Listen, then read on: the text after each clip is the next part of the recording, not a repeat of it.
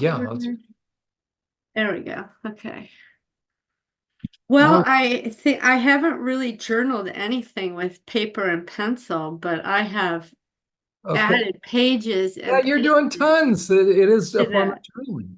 This is Yeah, to that thing. And plus I took your chart. Let me screen share. no, no. I'm telling Um, you. I Oh, haven't and as I was finally heading to bed about 3:30 last night, I listened. 3:30. I Holy know cow. I'm bad. I need to reorient my life here. But I listened to part two, the first 20, 25 minutes of your interview, part two of your interview. Um, Okay. is it Of Alan's the first interview or the second interview? the second interview, I think. Okay, yeah, it's two and a Is it half hours. Melody? It's very long. Is Yeah. it Melody? Is that her name? Melissa. Melissa, Melissa. I'm sorry. Yeah. So, It's okay. what did you did a wonderful job. And I want you to know that you really you have a good um, you're very captivating to listen to. So I want you to know, Really? Oh my yes, very goodness. much so, very much so. Oh, no, I had no idea. Oh, look I've at never, you. oh yeah, I took your chart and separated into pages because it was Good. kind of squished together. Yeah, oh, The aren't you only good? difference is I can't move the word and the shape together, Yeah, so I that's forget. okay. But there's the parts. I haven't filled it in yet with my names, but I needed to separate it so I could see it Yeah. and then like add stuff. So that's that. That it's your chart just separated into pages, and then the bottom one is that. So that's that. That took about a half, well, I think maybe an hour to do. But Yeah. here is the bulk of the work, which I woke up this morning remembering one more part. So I was looking for an image while I was waiting for you, and I couldn't find one yet. So, Well, you know what? Why don't you describe it right now? And maybe that'll help you if you want. oh, well, it was the name is Scratch, and it's You like, want to write that in for yourself, or you already have the notes? yeah, no, I have just like a little sticky pad here to do it.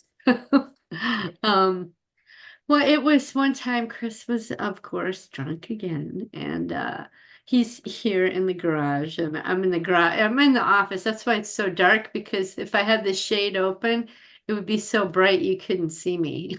I was playing Oh, around with it. no, that's fine. Anyway, we wound up in the bedroom, and I don't know what happened, but I wound up on my back in the on the bed, and he was shoving me down for something. I don't even remember, but I kept saying, get off me, let me up, and he was literally shoving me. My bed used to be against the head of the bed was against the wall with the window, so there was like a foot space. And I didn't have a headboard, and I was getting shoved in that little space between the wall and the bed. And so I just took my nail and I scratched his face. He wound up with a big scratch on his cheek, just one. I remember feeling my nail dig in, and I stopped myself, and then I thought, no, screw it. Keep scratching him, get him off you. And it worked. And he wound up going to work the next day, which I thought served him right. Good. Um, he was he had to give a tour to the fire department of the station. So Ah, there he is at work with this defensive wound scratch on his cheek in front of people who know exactly what that is. that's You know right. what I mean? So, and from that point forward, he grew his beard and kept his beard over it for the longest time until it healed, so he could hide it. But that was the other part I woke up remembering today, and I thought, my God, if he knew how many different parts he's created on this map. Well, at some point in time, Someday I hope he will, and yeah, I'm apologize praying. Sorry, for just it. that so I can look directly at you. That you know what that'll bring about the healing. It's going to be very humbling, but this I is hope so. Yeah. Yeah. Um, So anyway, here's the new app. The date. I need to put a little like line up here that shows the date each time I update it, but Oh, that, yeah. Oh, I added in these guys here, the Reiki Buddha river face, the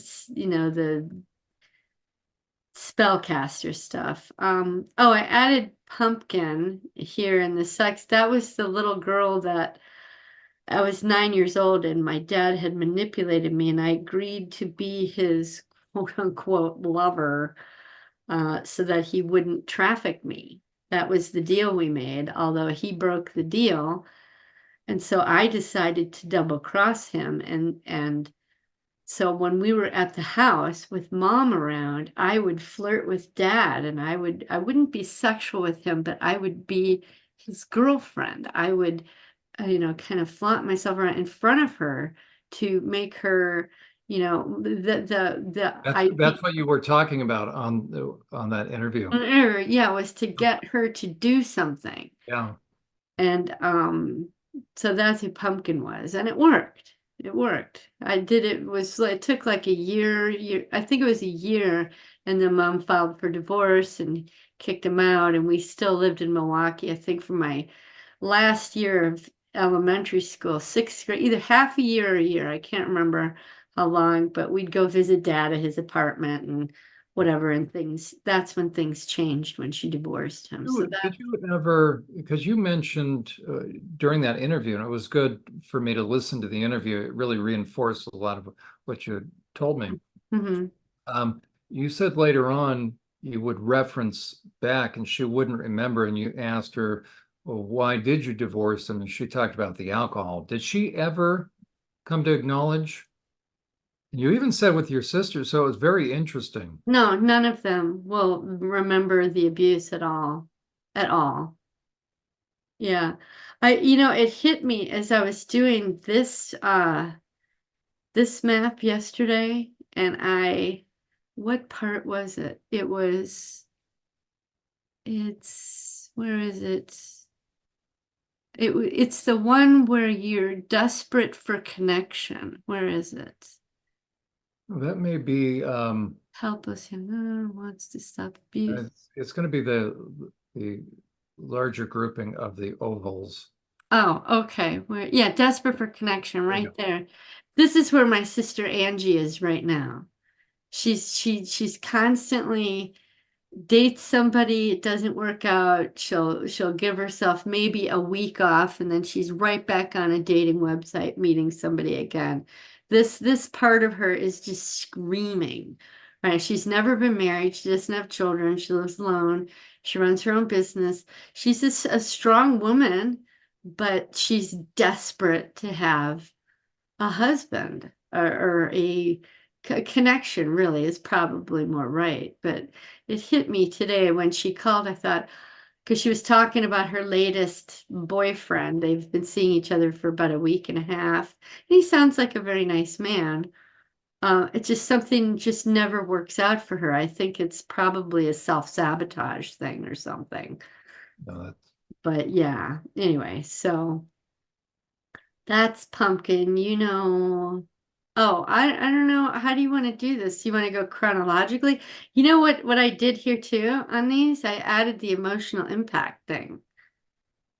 Oh, good for you. And then I also made an Wow. Excel Okay. document where I put all the parts and their age and the emotional impact and I haven't gotten to this yet, so I can make a graph rather than putting it on that big butcher paper that I tend to forget about. So, Okay. Uh, what but did you do? As a matter of fact, did I show you the timeline? yeah, yeah. Okay. Yeah. Because I mean, you're doing that perfect, perfect, perfect. Yeah, yeah, I've got the timeline here. Oh, there we go. Look at you. Okay. It's just 4 feet wide and it's kind of Yes. awkward to Oh, deal with. And it hit me last night. Oh, why don't I put it on here? Because everything's on here. Because it's the parts. It's, how old they were, the year, the location, they're all, and even at some point I would have put on here how the different parts, well, I guess that's the enemies and allies and the boss part. but it's the timeline as well, because I put it in order by time. And I tell you what, it's what So just as you said, my stuff needs to be put in a book. I tell you what, this in and of itself, what a masterful thing you're doing to be well, able thanks. to I'm just, create, it well, to just seems create your own natural. a book for survivors that they themselves, you'll have a template that if they do what you're doing, they're going to experience the same kind of healing, that same process. Yeah, and I got to thinking, eventually I'll get stuff out on video and start sharing, but I thought, I'm lucky because I don't have to work and I can spend 6 hours in a day. And I Yeah. took this week off from making videos because I'm 8 weeks ahead. So I had the time. I could spend the whole week doing it. And I thought, I'm really lucky. What if I had to work? What Mhm. if I was, if Chris was still in his crazed state? I this wouldn't have evolved as quickly as it did. And I just, That's a crucial thing for you to reference or maybe even catalog. Think in terms of so that survivors know, listen, this is a compilation of X number of hours, undistracted. So yeah, unless I'm not sitting around watching TV or you going to movies or so eating they can either out. stretch this out for 20 years or dedicate. Exact, or take Yes, 1 month and just dive in, there you go. But also yeah. for them not to think that, well, you did therapy for, once a week for a year, but you're having to work, so you should be through this by now. No, it No, takes a yeah. lot of Oh my time. God. And as I do this, inevitably another part pops There you its go. head up There you every go. single time. I'm blown away. I keep thinking I'm done. And then this morning, bam, there comes Scratch. I was There you like, go. really? Are you kidding me? So anyway, but yeah, I don't know if you noticed, but the bullseye left. And Oh, the oh, sex, the line of sex yeah. merged into here. So it was Kitten and Sailor Pumpkin. The next one was when I was a teenager. I was 16. That's Frog Legs. I remember I was working in a restaurant with that girl that got burned, Debbie Pappas, Oh, yes. before she got burned. She told me that her brother liked me. And at the time, there was kind of pressure around, me not being, breaking my virginity. Yeah. Which I thought it's ridiculous when you think back on it now. But at the time, because I didn't remember and I was disassociated, I thought, oh, well, I've got to get that over with. So I arranged to go to her brother's party. She took me to her brother's party, and the party was like in the kitchen and the living room and the common areas, and there was a bedroom off of the living room. And we just went in there, did the deed, came out. He got pats on the back, and I was, looked at like some kind of whore, but I just kind of ignored it because I knew what had happened in my childhood and this was nothing. So Yeah. I Yeah. just kind of brushed it off. But I remember I was promiscuous after that. I remember I talked to my mom.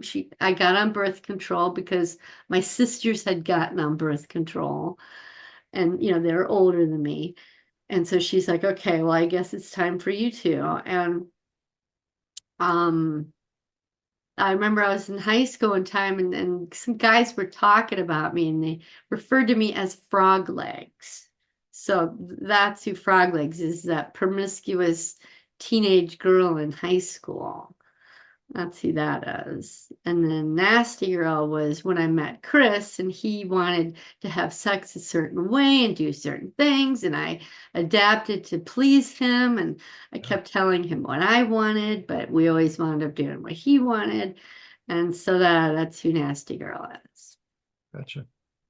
And then Andy and Crank Andy was the uppers that I was given. If you'll see the line going to Kitten and Sailor, That makes sense. Yep. they were given uppers in order to be able to stay up late at night and have energy to have fuck. It's not a very nice word, but to do Mm. their sexual duties. Right. And then afterwards they were given downers, which is Anne, to bring them back down so that I could come home and go to sleep and then go to school. So, but Crank is the girl who snorted the crank in my, how old was I? I think it was like 22-ish in Dallas. I was here, let me find her. Crank. Boy, look at all what you've done. A lot Unbelievable. of work. It's Yeah, crazy. it is. Where You're writing a PhD. really? Oh wow. See, I would never think of it like that. Here she is. Yeah. Met a guy, I followed him to where he lived. I was in Milwaukee and he lived in Louisiana. It was supposed to be for vacation. Wait, sorry. But it wound up being years. His name was Michael. He lived in a trailer park in Louisiana. We were so broke that we would go and sell our blood to earn money to buy food. He would go to strip clubs and be a dancer and earn money for us. I remember he told me that he was invited to men's homes to earn more money. And he went. I said, I didn't give too much thought because it was disturbing to me. Said I went to a club where he danced one night and it was filthy and nasty and sticky. Oh, I never went again. I recall going through a winter there and we had no heat. When he was gone, I'd sit in a warm tub so that I could stay warm. oh One gosh. time we had a fight and he told me to just beat on him, so I did. He bent over and I just beat him with fists on his back until I was exhausted. He wanted me to do that. I thought it was strange. Oops. I I always bet do he had that. parts.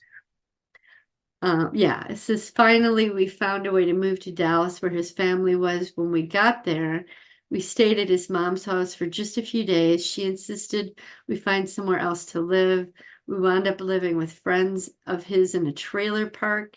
It was a man and a woman living there. All four of us would stay up all night snorting crank, playing cards. I finally got a job at TCBY and was able to leave that life in the trailer park, and I stopped snorting crank. So crank evolved out of Andy and, just the environment I was in and just adapted to it. So that's those two. Oh my God, I just remembered something else. Yeah, write it down. When I was a teenager, I'll put cocaine. My sisters decided for my 18th birthday, they would give me a cocaine and champagne birthday. So that we snorted cocaine, we drank champagne and went to, I think it was a Tom Petty concert. Oh, gosh. I know. And I remember I snorted it 3 times and didn't really feel anything. And I thought, well, this is not a big deal. Or no, 2 times. And so the third time, snorted it again, and that's when I felt it. And it scared me. And I thought, I'm never doing this again. And Wow. I never did. So I gotta add that in here. Yeah. That Tom Tom Petty, whatever name that is. So, Anyway, I wrote so you that just down. made a little note of it. Yeah, yeah, I gotta add that to the uppers. So the passive is Rocky, about that was the thing at the river where I hid by the rock. And Wolf is in the cage. Asti is a girl in high school who was ostracized by all of her friends. We had moved to Iowa. See, if you read this in chronological order, it'd make more sense. But mom moved us to Iowa after the divorce. And I was the new kid in school. So 2 years goes by. I get into junior high school. What is that? Ninth grade. And I hang out with the more, you know, crowd that's more, I started working.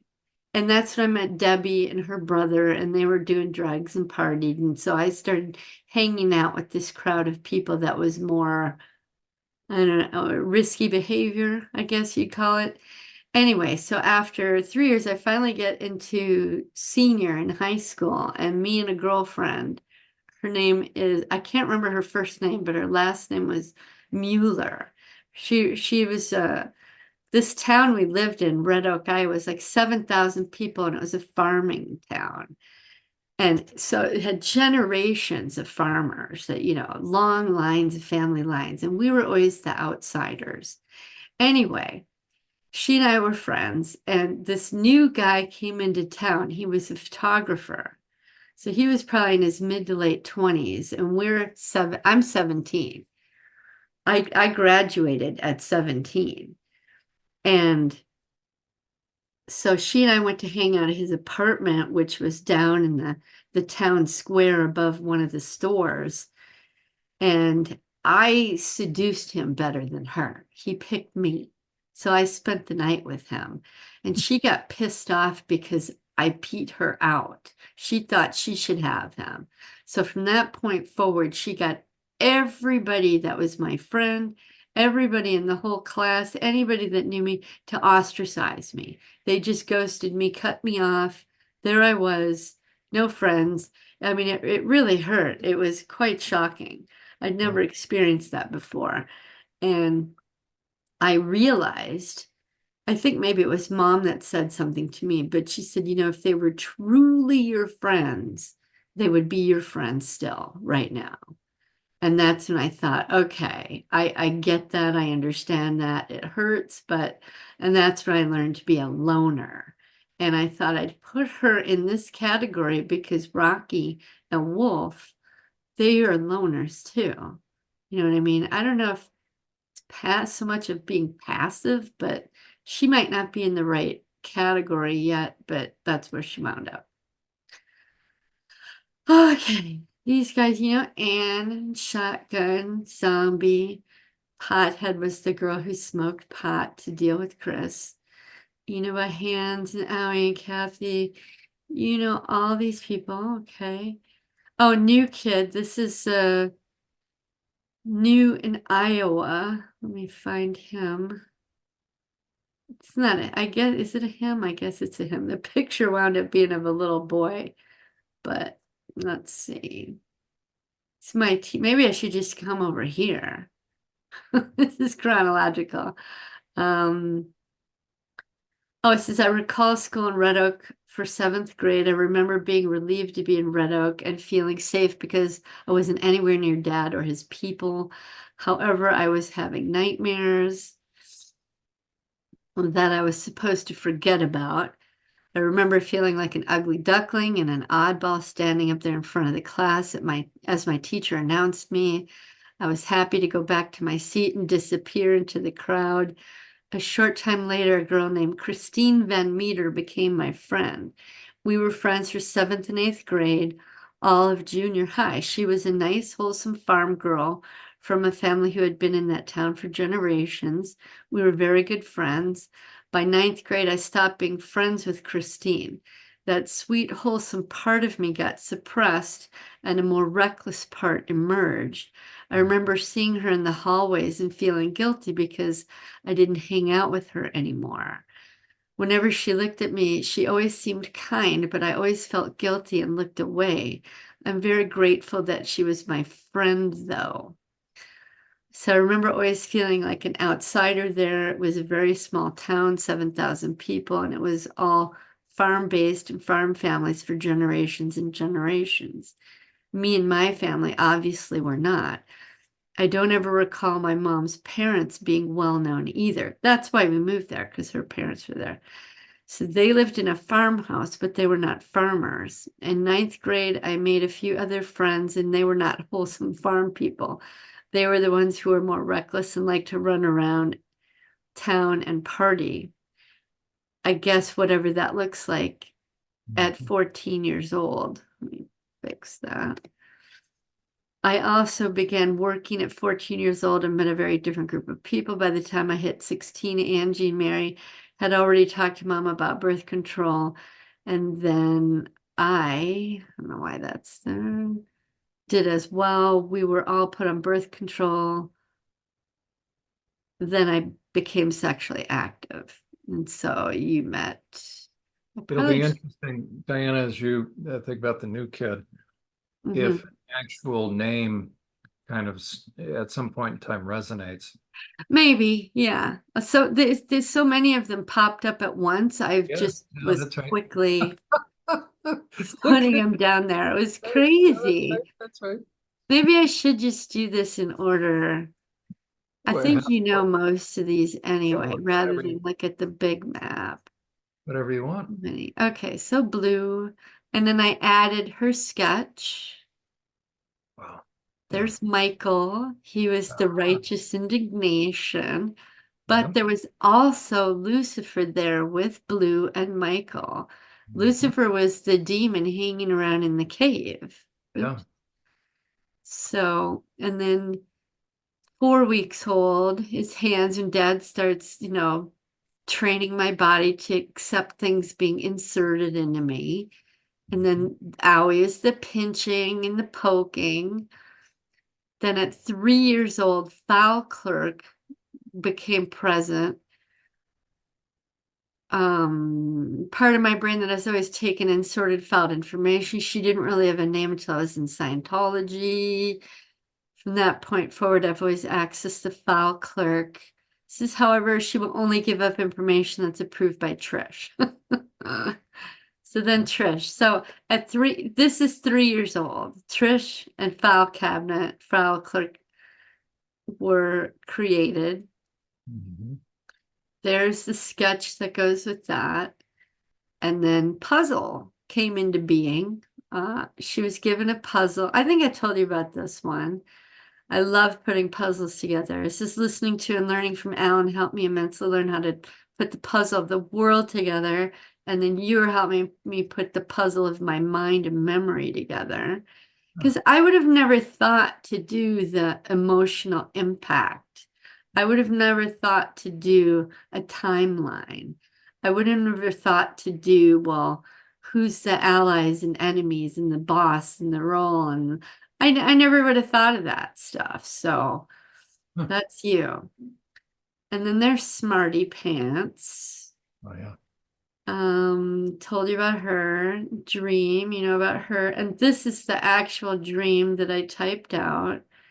Mhm. There's Kitten. So at 4 years old, she starts, being trafficked, I guess, basically with dad and his family. So I did a little sketch of the Masonic Lodge, their little sexual thing. But then it dawned on me, duh, I have the sketches. So I put those in there. Good. Yeah, both. And then this was my sister Angie. I didn't write it on the picture, but she was wild-eyed and being raped with this mouth. And she was saying, see, guys, this is how you do it. And John, her eyes were literally like, she was like crazed. Her eyes were so big, and she had You, this ridiculous clownish smile. you remember this. I do. And when I remembered it was we were taking it was after mom's party, and we were going to a Christmas concert. Remember I told you that was satanic? Ah. But we were driving there. Angie was driving. Mom was in the passenger seat. Chris and my nephew Grant were on either side of me. I was in the center, and I was leaning forward talking to Angie mom while she was driving in downtown Phoenix. And all of a sudden that memory popped into my head. Wow. And so Wow. I'm sitting there trying to have this conversation with the two of Oh, them, remembering Angie being abused. I was like, oh my God. But yeah, she was saying, she was the example to follow, just like me, you guys, see? I'm happy to be raped, it was insanity. if only she knew that you could put pieces together for her. I know. And what's funny though? She called me 2 days ago because she's really liking this new guy that she's dating. And he invited her to go to Las Vegas at the end of the month. He's gonna pay for everything. She offered to pay, and he's like, no, no, no. I said, Angie, that's what real men do. They like to provide and do those things for their woman. So I said, just accept the gift. And I was telling her, I said, I said, you guys might want to do the deed before you get there because, otherwise it's going to be a constant preoccupation in your mind. And if you're not ready, then you're going to feel trapped. I said, so, but I started to talk to her. I said, well, she called me to say that she was nervous and she didn't know she should trust him and then this and that. And I said, well, that's a natural part of your psyche. And I said, I'm sure there's another part that's, probably wants to connect, but then you're going to have an argument with another part. So I'm starting to introduce these ideas without saying my counselor is teaching me, But Right. I said, just acknowledge those parts. I said, don't ignore them, accept their feedback. I said, and try to talk to them that you're the adult and you're the protector and you're there to care for them. And it's okay to be scared and vulnerable. And, so I'm like teaching her without saying, oh, you're feeling this way because you were raped as a child. And what was her response to that? She was like, oh, yeah, I know. Yeah, you're right. So I'm like trying to introduce that, you're going to have 50 different parts having arguments, and you've got to be the mediator. Kind of, There, I didn't say 50, but I said, I got brought up like two or three. I have internal ambivalence. Yeah, yeah. So that's that. Yeah. And there's shotgun. That was when Dad would blow smoke. Oh, and I decided to add the picture of me appropriate to that age. There you go. I don't know Very if I showed you that. Yeah, I think I didn't have pictures for three. Yeah, but I did for four. yeah, there you go. So, okay, and then Also there's, could be sailor because of the haircut. yeah. Well, yeah. Well, I don't know. Maybe Sailor was born at 4, but for some reason I have him at like 6 or 7. Okay, that makes I sense. could be wrong though. Things pop up later and you rediscover. So there's Hot Dog, her. Yeah. Pins. Was, tortured with pins.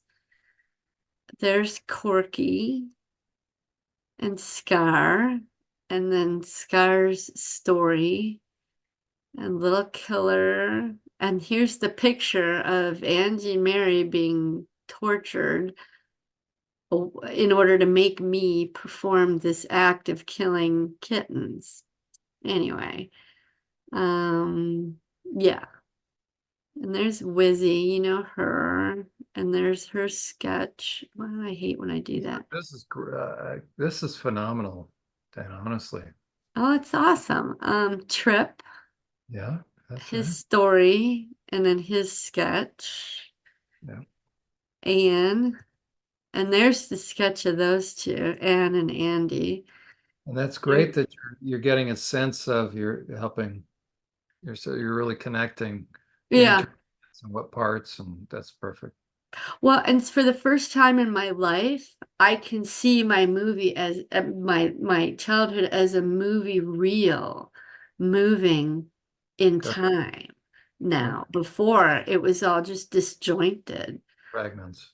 Oh, Nightmare. I don't know if I ever told you about her, but my grandma told me that there would be witches under my bed. She's the little girl terrified to go to sleep. Grandma told her that if she told the truth about anything, the 3 witches that lived under my bed would reach up and snatch me away while I was sleeping and kill me, or worse. So each night I went to bed, I placed myself, I would sleep John, like this, Yeah. like this, so Yeah. that nothing was loose. And I didn't even have my head in my pillow near the top of the bed. I pulled everything so I was directly in the center of the bed. Perfectly even from the edge to edge, so that if the witches reached up, they would have the furthest to reach in order to get me. I was terrified every single night. I'm not really sure how or when that stopped, but it lasted a little while. And then Tattletale, you know about her, and that's this girl. She was the one who had her tooth tortured. Oh, And yes. I can kind of see in my mouth is not, it's, oh shoot, come on now. Dang it. That's okay. That's okay. I, let's see. Oh no, I went too far. Dang it. Oh well. Oh, there she is. Oh no. Yeah. Doesn't her mouth look a little weird? Oh yeah. No, she's not happy. Yeah, So, okay, let me get out of there. Yeah, no, But there is my school picture, or I think the professional one. I keep trying to figure out who would choose this photo to have from a proof and then choose to have it printed. wow. You know what I mean? Because it's a professional Well, photo that was on a sheet with many others that was cut away, you know.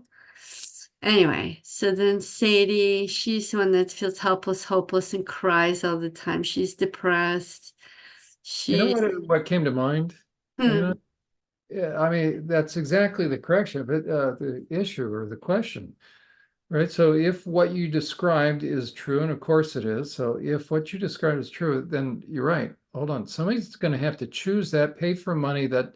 yeah, and have I'll it tell you exactly printed. what came to mind then is how deviant or thinking It's like I me, think my dad must have insisted on this photo or because something. that looks like the kind that perpetrators would want to see. Yeah, exactly. And I can't, my mom obviously chose this one, but why, why that one ever got printed is crazy. But that must have been Dad's way of mailing it to his parents and saying, here's the proof. Yeah, Um, honestly, that's right. Something you're going to do something with that. It's not a happy picture. yeah, yeah. Says she doesn't care if she lives or dies. As a matter of fact, she hopes it will end very soon. Says, what is the point of any of it's too hard? She's at 7 years old. So this she was born at 5, but at 7 she saw the killers being trained, and Sadie would just scream and cry to high heaven, but we had to shut her up. It was hit with the butt of a rifle because of it. Yeah, that's right. When they were in training camp, she broke down crying and screaming, said, I don't want to do this. And they whacked her with the butt of a rifle to Where did shut they, her up. And then Frick Frack Pumpkin and the others took over. where But did they hit her with the butt of the rifle? I want to say in the face. Oh, I don't know if it was very hard enough to break it or bruise it or anything, but obviously I wonder because she had her mouth, the tooth messed up, and she's getting hit with the butt of a rifle in the jaw. And it just seems like she can't even smile. yeah. Like she's unable to smile. Anyway, so you know about Rocky, and there's his story. And this is teacher's pet. This is when I started kindergarten and through, high school. She was born at Burbank Elementary. She was excited and relieved to not be at home or anywhere else she was being hurt. At school, she was safe and could play and learn. Teacher's pet was happy to do well and be the teacher's pet. All her teachers loved her. I believe all my grades were 3.5 to 4.0. I know they were during junior high and high That's school. amazing to think that you were able to get good grades while I being know, I tortured. know. It says I don't have my transcripts for elementary. I also know that the schoolwork I did at training camp, I also did well. So there was some classes at training camp where I did, and you'll see later, like psychic stuff. Says I recall 10th grade biology class, I showed my teacher my notebook. I told him what I would do is I would go home and read ahead by 1 or 2 chapters. As I read, I would create an outline in my notebook. Then when I went to school and he discussed it, I could add little side notes throughout my outline. I learned the topic very well. my teacher loved that notebook and asked me at the end of the year if he could keep it, and I gave it to him. So said he was going to use it as an example. This is how you take notes. You look at that. You were a born copy editor and author. And yeah, transcriber kind of, yeah. And there's Teddy Bear. You told about her. She likes to have fun. Says I did well. My teacher hugged me and told me that I was her pet and she loved me and wished all her students were just like me. It made me feel so good. As I was walking home, I was skipping and singing, made up this song. How that teddy bear was awesome and warm and cuddly and sweet, and he was the best thing ever. Teddy bear is the happy and playful and safe me. Nails. This was an interesting story. I came home that day happy. And Dad, a couple, 3 hours later, Dad came home from work, and boy, he didn't like the fact that I was happy. And so somehow magically, I forgot to show you. I'll show you. There was some spray paint of a symbol on the back door, the step. There was like a cement step down to the ground and the pathway. Well, I think he went out there and spray painted the symbol. I think it was a pentagram, but I can't remember. He accused me of doing it. And Mom argued with him, saying, how would she even press the button on the spray paint can, number one? And where would she even get it? We don't, So Mom's arguing, he's just certain. So he makes me go outside with like a metal scrub, metal toothed brush to try and scrape off this spray paint, which I think about it now, that would be impossible. So he was like torturing me, right? So I'm out there alone, scraping this thing, noticing that I'm not putting a dent in it, and getting worried that I'm going to get in trouble because it's not cleaned off yet. I've been out there like 45 minutes or an hour. Mom keeps hollering at Dad to forget about it, and Dad saying, no, leave her. And so finally, I took my hands and my nails to try and scrape it off. And I scraped off my nails till they were bloody. Not all of them, but a few were bloody. That's when Mom came out and dragged me inside and said no more. And Dad just had this shit-eating grin on his face like he had won. There was no more happy girl anymore. So that was where the self-harm girl came in. Because after that, when my nails grew back, I used to bite them to the quick as a little girl, even into teenage years. And also, I used to, if I had nails, I used to, like if I got a mosquito bite or an itch, I would scratch so much until I scratched until it bled, literally. Yeah. That went on all over my body for years. Mom was always freaked out about it. You I can was imagine. accident prone and I used to trip when Dad was around. And then I used to, and I still do it to this day. Sometimes I'll twirl my hair because I like the feel of the smoothness on my finger. But if I'm stressed out, I'll really twirl it and pull on it. No, that's right. So those are my self-harms. Yeah, and if a kid is being touched by people, especially with what was going on for you, they want the feeling off, and so they're just going to scratch. Oh yeah, I never thought of that. Yeah, I never thought of that. It's the Oh, anger here, also. I've got to show you this. Remember I told you that I took the spray paint and wrote Jesus over that demonic sigil, right? Yes, yes. Well, like a week, right about the same time you and I started, I was walking the dog, and ironically, it was the same day that a city worker came by with a power washer and washed it off, the spray paint, There you go. right? But it left part of the sigil. Part of the sigil got like chiseled off of the cement because it was etched in there when the cement was wet. And so, like, a week ago. It took me all these weeks. I kept saying, take paint out there again, take paint out there again, because there was still some pentagrams that didn't get power washed off. And so can you see this? Yes. So first time I put just the Jesus and I walked on because I was like, I was afraid someone was gonna see me. But I realized that you could still see the pentagram above where I wrote Jesus. It's like, dang it. So the next time we went out, I took the paint again and I thought of putting like a box around it or a circle. And then I said, no, put a heart.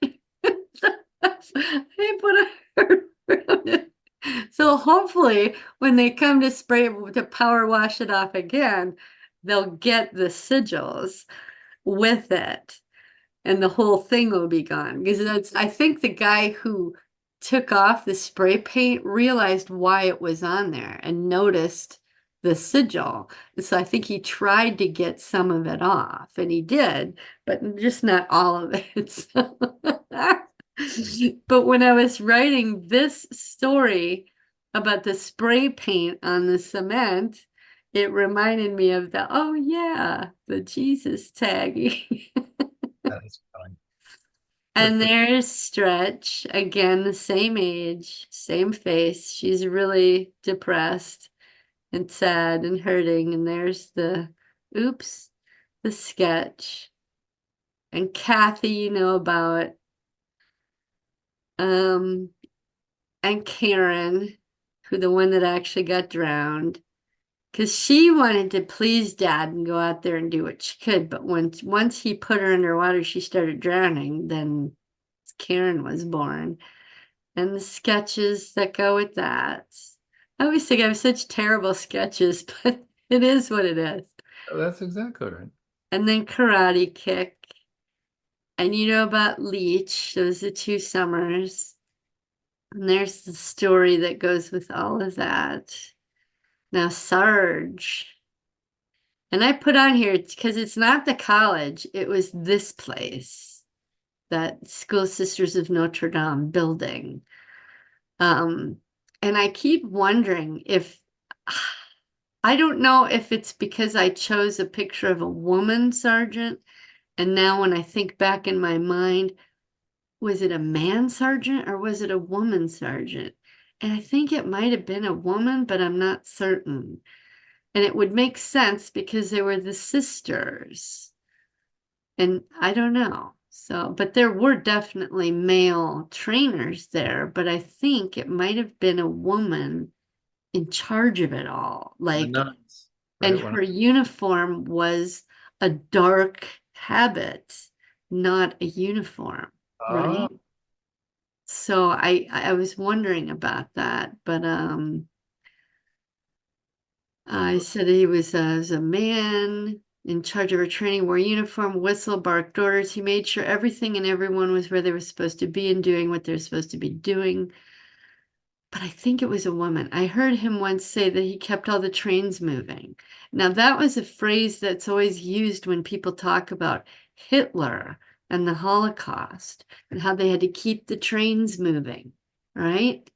Had to keep the oh, is that where trains that comes moving. from? Yeah, yeah. That's where that comes from because the trains moved the prisoners to the concentration camps I and didn't they had to realize keep that. the trains moving. Um, this part took on this persona. She makes sure that the athletes' bodies are strong and healthy. In order to have the killers and the sex parts do their jobs, she gives them their orders. She also reports when there's a breakdown in the system or a part that will not do its job, like Sadie, who started crying and freaking out. Sarge made sure that she got punished. She reports to Trish and the perps, and then punishment is meted out. And I think I told you all this, Angie, and we'd go there in the morning, have breakfast, do the chant, healthy body, strong body, healthy, whatever. Angie That made would be interesting if you were to ever reference that school or that facility, the location. to your sister. See if that would jog her memory. Oh, right. Maybe. Yeah, no, I think even if it did, it would get suppressed and pushed down so quickly Uh, because she takes sleeping pills to go to sleep. She can't sleep. Obviously, it's her parts yelling at her and it all gets pushed down. She can't tolerate it. yeah, Can't tolerate it. oh, She's a sure. very controlled, structured life. She has to. Yeah. So yeah, I've told you this, Sarge. Oh, Sarge says, for God to give anyone free will is insanity. There must be control or everything goes off the rails. The rebels will all be taken down one by one. It is they who are the killers because they will not listen to reason. So if you're rebellious, it's the perp saying it's your own fault you're getting hurt, There you right? go. That, It's okay. the oppressor blaming the There you victim. go. That's right. Yeah. So she places all the knapsacks on the victims or anyone who will take it. That's right. They do not carry knapsacks, nor should they, because it is they who run the world. They must be free to do as they will. Wow. And then there's the sketches that go with that, and I put that, oh, that's wrong right there. The driveway, and then I put these pictures as well because I know I was there. I know we did training in this area and in this space and this along this is where the training happened back here.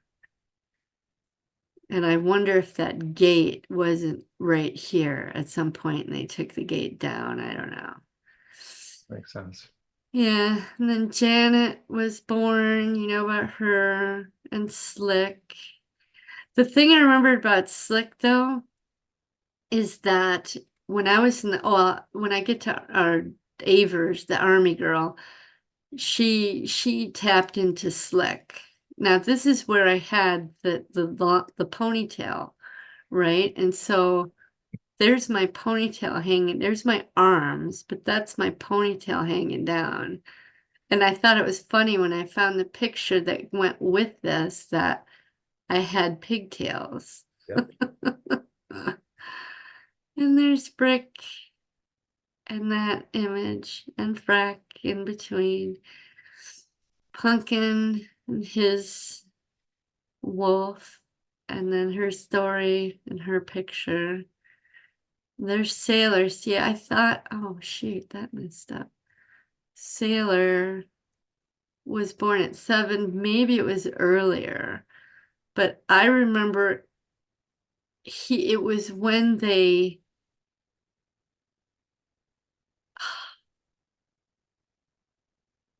that was when they wanted to start killing people. That's when Frick and Frack and Pumpkin were all born, and in Janet's mind, only boys do that sort of Yeah. thing, Oh, that's right. That's right. right? So Sailor was born to be the sexual, trafficked for sex with men and women. See, they would call on Sailor to do the sex, and then when they wanted to kill somebody, the other people were brought out, or other parts. And then Joker. Now, the executioner, she was the MC for Satanic Show. They would take her to rich people's homes, and there might be 20 people there sitting, and they would have like a stage or something set up, and executioner would be brought out, and she would say, and here's the blah, what's gonna happen, and let's bring out the guillotine, or let's bring out Frick or Frack and line up the children, and then they would do beheadings or throat slicing. So executioner would be the MC for the satanic show, whatever they wanted. She provided, and the requests, would include satanic show with beheadings or throat slicing, smashing bodies for the feast. The electric sailor would come out, or a kitten would come out. There would be filming. Now, I don't remember these parts yet, which I'll move you back here. to the second map.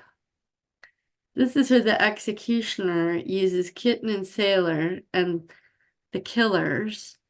And I wrote their number of kills next to them. So the left would be adult, the right would be child, the middle is a teenager. And these are the 3 babies that I aborted. I'm sorry to say. But Fatty is the little girl that eats and stuffs it all away. So that you'll see over here, it is the executioner connects with Sarge Yeah. and the killers. And so I thought, well, I'll just make the next map below showing that. And now this is what I've yet to remember, but I know it's Wow. there. Boat rides, things happened on the boat, things happened in the mansions, and things happened in some miscellaneous places. Boat rides and mansions, that's right along that lake. Yeah. So Executioner was the MC, basically. He would start the show, and then these guys would come out and perform. And before any of that happened, Moneymaker, I was trained by my dad how to make deals that, okay, if she's going to do X, Y, and Z, you get so much money. And you get the money before you start. Now, Oh, God. I mean, any one of these adults could have taken this money back off of me. You know what I mean? So it seems kind of silly, but I think it was like training me to be a whore or something, get the money up front. I don't know. So these parts are not really clear yet. And obviously, I got a whole lot more parts. But when I remembered these babies, by the time I was an adult and aborted these babies, it was I was so I could kill already. So it they belong in this area Now, anyway. the abortions that you had, do you remember where those were? Yeah. Each one has its own page. Okay. I don't mean Okay. to laugh, but yeah. So No, anyway, there's Fatty. She says, I eat to stuff the guilt of killing 85 humans. I eat mainly sugar because it causes cancer, and then I can be killed myself. Plus, if I'm fat, no one will want me for sex. That's all I know about her so far. no. And I think the reason I might not have access to all of the empty spots I just showed you is because I've been eating a lot of sugar right now. Fatty is alive and well, and she's eaten. And I thought to myself, well, she's not allowing those parts to come up because she's too busy Okay, stuffing them there you down. go. So I Well, thought I need to start talking with her there you to go. stop There- eating that stuff so that those parts can be released. I wonder if she could start doing some drawing instead, because Oh, that's a good idea. the But hands, the this wrists, is her favorite chocolate cake yeah. frosting. So Yeah, that that's a great compulsive, idea.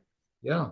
So instead of hand to mouth, it's going to be hand to pen to, Oh, wow. Yeah, good idea. Yeah, because after everything was said and done, the MC would come out, the killers would do their thing on stage, or Kitten or Sailor would be raped in public, whatever. That would be done. Then they would have their orgy and they would place the bodies of the victims out on a plate for them to eat, to do their cannibalism and drink the blood. But they also had a dessert table, and that's where Fatty would go hang out after they were all done and doing their thing because they had already performed. Then she could stand there safely and just stuff the guilt of what had just happened. So kind of dissociate, to talk about comfort food in a way. yeah.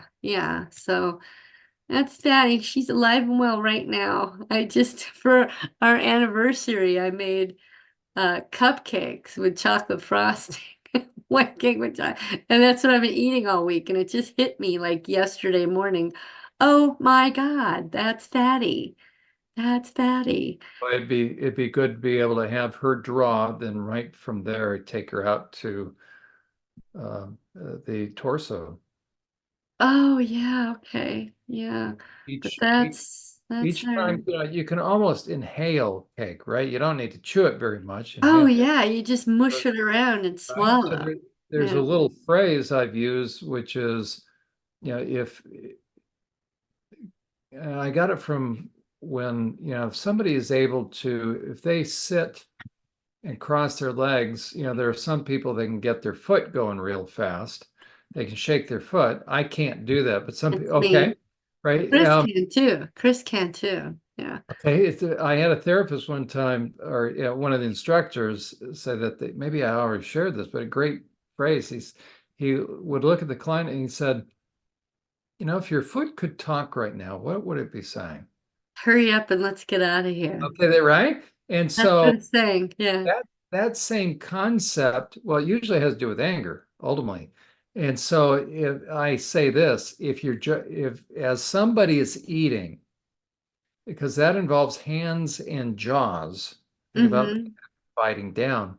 So I say, if as someone's eating, if they can think, if my jaws could talk right now, what would they be saying? Oh yeah. Because So, fatty, I think, evolved out of hot dog.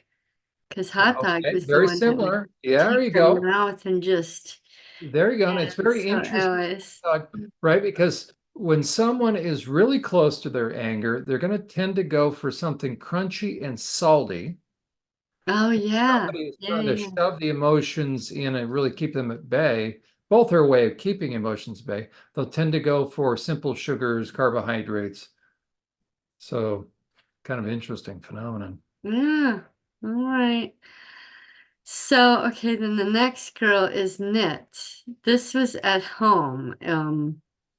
This Oh, is one day Knit was watching Mom crochet and also knit at different times. She saw how focused and involved Mom's attention was in those two crafts, that it took a long time to create something. And Knit thought that that would be a great way to distract herself from all the chit chat from the parts in her head. She couldn't make sense of any of it, so she decided to get lost in knitting. Knit created massive, massive blankets and got to avoid going crazy. She could think about and focus on something else. yeah. And I remember my sister Mary, she did have one of those blankets. I don't know if she still does, but John, I swear to God, it's 10 feet by 10 feet. Yeah. It's huge. And it's like a brick Yeah. red. Oh, Yeah, interesting. like it's almost the color of this shirt right here now that I think it's Interesting exactly the choice of color of this colors. shirt. Yeah. Yeah. Yeah. Wow. Funny. And then there's Moneymaker, which I told you. Yeah. He's only around long enough to make the deal if Dad is not around. Moneymaker makes a deal that Dad that does not know about as well. So sometimes I would make deals with the perps for other things, you know. I can't think of what some of those were, but it benefited me and Dad didn't need to know about it. There you go. Okay. And it Sure. was also like how they trained Joker, that Dad didn't know that Joker ever existed because they wanted to be able to use Joker against my dad in case my dad, fell out of line or something, That makes sense. right? So I Huh. think that's how Moneymaker came around, was saying, well, if we can do things and Dad doesn't know about it, well then so can I, right? There you go. Um, Pumpkin, I just told you about her. She's the one that you heard about in the interview. And New Kid. Scream. Oh yeah, this is after Mom divorced Dad and we were in Iowa. I was 12. Um, she says the young girl's now safe from Red Oak, Iowa. After Mom got divorced, Dad was far, far away, and there was no more torture or sex or abuse. I had my own room. I would wake up in the middle of the night screaming from nightmares, memories of what I had experienced. Mom would run in my room and hold my hand and stroke my hair and tell me everything was all right now, not to worry, just to forget all those awful things It was just a bad dream, and to let it go and to forget about it. Angie and Mary could never understand why I was screaming in the middle of the night. Wow. Yeah, bookworm. I thought it was fascinating. I thought she just liked to read books, but I discovered something while I was writing this. She's a young girl who got lost in fiction and enjoyed reading. Bookworm distracted her mind with fiction in order to forget the past. Yeah. Ironically, Bookworm would read horror stories among other genres. Like I read the Amityville Horror and Stephen King books. Oh, Says, I believe Bookworm decided to take the memories of horror that she had been through and turn them into fiction in her mind. It wasn't real, it was just a story. But Bookworm never lost her love for reading, and Bookworm now reads nonfiction. So I thought that was really fascinating. So I'm so and it, knitting to distract myself, I'm yeah, stuffing my face, and I'm playing mind games when I'm reading. there you go. And it's very interesting that the I almost said the average SRA survivor, okay. But anyways, one of the things you'll often hear is, you know what, these memories can't be real. I think I must have watched too much TV. Yes, Okay, but yes, what this yes. shows is kind of the reverse that's happening. Exactly. So I'm now going to watch or read these things In because order to lay it over the there you go. reality There you go. and mix it up and mingle it and create, be it my own perp, I guess. Yeah, right. So Yeah, it's I very was really blown away when I was writing this. I was like, oh my goodness. But yeah, she told me. She told me. so which could add that extra step. So let's say a survivor, as they're starting to get memories back, they'll say, you know what, this can't be real. I must have watched too much TV. And a lot of times they won't even remember watching horror movies, or they'll say, well, I didn't like horror movies. Um, but it adds that extra step. I still won't watch horror movies, but I could read them all day long. Okay. But even reading them, the question is, I wonder what caused you to get into that genre. Hmm. Right. So it can be that extra step to help a survivor. Oh yeah, yeah. Because I remember the first horror movie. I remember I was 14 and it was the Amityville Horror, and I remember being scared to death reading it. But I think it was Claire who was interested in that. You know what I mean? The clairvoyant and the ghost stuff and all that, and then that led me to Stephen King. Yeah. And anyway, yeah. And then there's Worker Bee. She started working at 14, the restaurant in Red Oak, Iowa. Um, she's the girl that started working. She was hired at Mondo's restaurant where her sisters also worked. She was 14 and a half, was a bus girl, started making $2.70 per hour. I still remember that. Huh. She proceeded to go from bus girl and dishwasher to waitress, cook, then assistant manager. She wanted to become the manager of that business, but her boss said that he could not explain to the business world handing his business over to a 17-year-old girl. That's He a had a shame. 35-year-old woman there who was married with children, decided to make her the manager instead. That's when I realized I had nowhere to go there. I decided to join the army because there was nothing else to do in Red Oak, Iowa. By the time I was 17 and graduating, my sisters were working in a meat packing plant that was an hour away from home. My mom was working in a battery factory. I wanted something else, so I joined the army to have an adventure, earn some money, and figure out what I was going to do. Now, I did remember something else. When I was 16, I was working midnight breakfast on Friday and Saturday nights. We were open till 3 a.m., right? Because he wanted to capture this crowd of people, I think, that would go bowling and it would end at like 2 in the morning. So Are that they also would, coming out of bars. yeah, bars too. And they would go to the restaurant to eat before they went home to pass out. Yeah. But I remember there would be drunk guys there that would hit on me. Yeah. And I remember just that they were a breeze to handle. They were no big deal.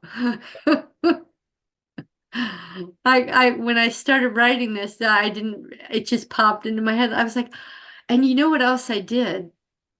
I went online and found pictures of that restaurant, Oh, yeah, right? yeah. And the inside of the restaurant too. And that's when I remembered, oh yeah, that's right. Those drunk guys would hit on me because this Wow. is the girl, worker bee turned into Deborah and dealt with that, the grease on her friend. Yeah. So anyway, she starts working at 14. At 16, Frog Legs is born. I told you about that earlier. And then at 16, also Deborah, the first responder, happens, with my, Debbie. I realized Debbie was the girl that got burned, but Deborah was the first responder. And Deborah is also the girl that was in my dream with Jesus. Remember, she was the one that notified me. She said, something's going to happen. She was the first responder in my dream. Isn't that Wow. amazing? Deborah. Wow. I put that together when I was doing this too. I was like, oh my God, are you kidding me? She goes, no, that was me. So that's when I went and I thought, oh, well, let me go find. And I remember this is how I drove in, and we would park back here. And back there was where, you'd enter into the kitchen, and the faucet was right around this corner right here. And so that's where Debbie was Debbie and I. And I also remembered more about this incident. I remember talking to Debbie. She was so upset about being scarred and ugly from this. I told her, no, you're beautiful and you will be beautiful. Don't worry about that. She was crying and moaning and screaming on and off, and I was holding her. Now, as I'm writing this, John, I'm crying again. I kept thinking, why does this just choke me up every time? You never had a chance to debrief from that. Yeah. Says I was gentle as I could be and not touching that area. I took off our hair nets and hats. I stroked her hair and told her she was beautiful. The fire department ambulance arrived. They moved me away and took care of her. I told them what happened. They thanked me and said they will take over now. I remember they said, thank you. You did a good job. So Dave and Brenda, he was the owner and the manager, arrived and took care of the restaurant. My mom walked up to me after the first responders were done with me. She was waiting in the parking lot to take me home. Brenda called her. I didn't remember that when I told you before. Yeah. She held me while I cried in the car and at home. Mom and I picked up my car the next day. I did not go inside. I just wanted to sneak in and get my car because I felt guilty. I Yeah. looked at the faucet where we were. I shuddered. I went to the hospital the next day. Oh my God, John, and I just remembered. Do you remember I told you that the uniform was polyester and that I Yeah. had to peel it off of her Yeah. skin? Yeah. Yeah. But do you remember the first time I did that was Scar in that ritual where we killed the baby and my grandmother had me peel the skin off the baby? You didn't describe that. Oh, I didn't. Oh, wow. Well, that's part anyway. I guess maybe I should go back to Scar for a second. Yeah, you didn't describe, you didn't add that piece. Yeah, we were okay, yeah, we cut off his penis and balls. That was put to the side. Aunt Eleanor picked them up. The knife was pushed there because it was standing. Oh yeah, because I was standing next to the baby's blood squirted out all over me and my pretty white dress and shoes. His blood was pooling under my shoes. Grandma said, good, now you are properly blooded. After that, I was set on the floor. The baby went, okay. So my Aunt Eleanor was the one collecting all the blood and the baby parts and putting it in the fridge and whatever. So then Grandma peeled the skin off sideways, flipped him over, and peeled more of the skin off. She was halfway down his back and she gave the skin to me to finish pulling it off. I didn't want to do it. I was crying. She slapped me and told me to swallow it and do what she said. I pulled a little bit, but not much. I could feel the resistance. She pushed me away and had Jennifer, the teenage mother, finish it. When the baby was flayed, Grandma put the skin over Jennifer's shoulders. I She remember that. told, she told her she would teach her how to preserve the skin, make a book cover. Jennifer was dancing around and thrilled. She looked at me revolted and thought it was a good idea to include me. So Jennifer put that skin on my shoulders, which caused me to shudder. And then after a minute, she took it back. But when I was doing this thing about Debbie, I remember you telling me that they put it on you. right? That's when I said here Okay. that I shuddered Yeah. because I had to peel the cloth off of her skin. It was like peeling the skin off that baby. That's why I put Scar up here, was an ally, because it's like God had me experience the Scar thing so that I could handle this, 15 years later?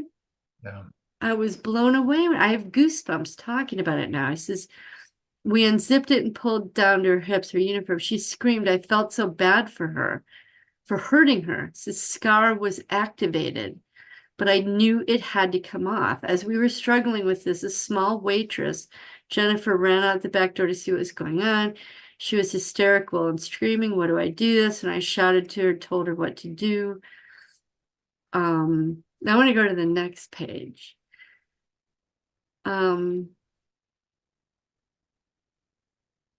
Oh, here we go. I shudder. Okay, I went to the hospital the next day, but her family told me she could not have visitors. They said it would be weeks or months before any visitors could go in. I held back tears. I told them I was sorry I couldn't have done more for her. They said what I did may have saved her life, like Right. you said. Yeah. Said I didn't believe it. I didn't do anything really except just hold her. They said getting that uniform made off all the difference in the world for her recovery. I didn't really understand. I left feeling inadequate. I never went back. I don't know why this won't go up. Says I went back to work after a week or so. Brenda and Dave profusely thanked me for handling such a tough situation. Said that if I needed to be off longer, it was okay. I said I would give it a go and see what happened. I was fine. Dave got different tables for the deep fryers, tables with high edges on them. Debbie came into the restaurant many months later and thanked me for what I had done for her. I told her I felt bad that I couldn't do anything more. She said she knew what she did was stupid and what I did was enough. We hugged, but I did not touch that tender area. The lower part of her cheek and jaw, neck and shoulder, 3/4 of her back was permanently scarred with third-degree burns. I didn't see her again after that. I always wished her well. And I said, once I realized this, my tears went away.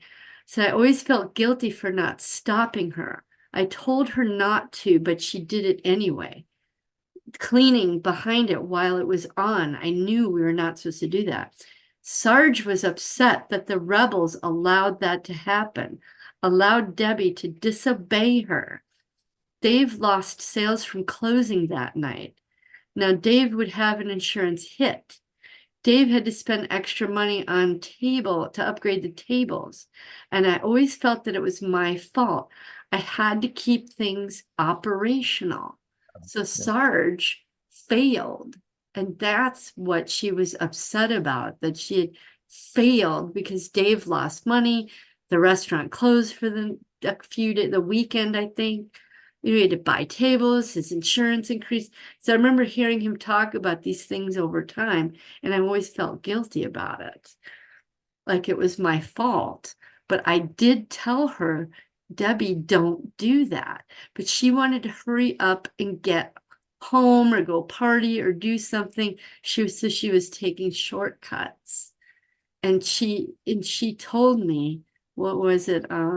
She said that she knew what she did was stupid and that what I did was enough. So she knew it too. She took the knapsack, but I took it too. Yeah. Yeah. Right? No one gave me the knapsack. Sarge took it. because Sarge failed.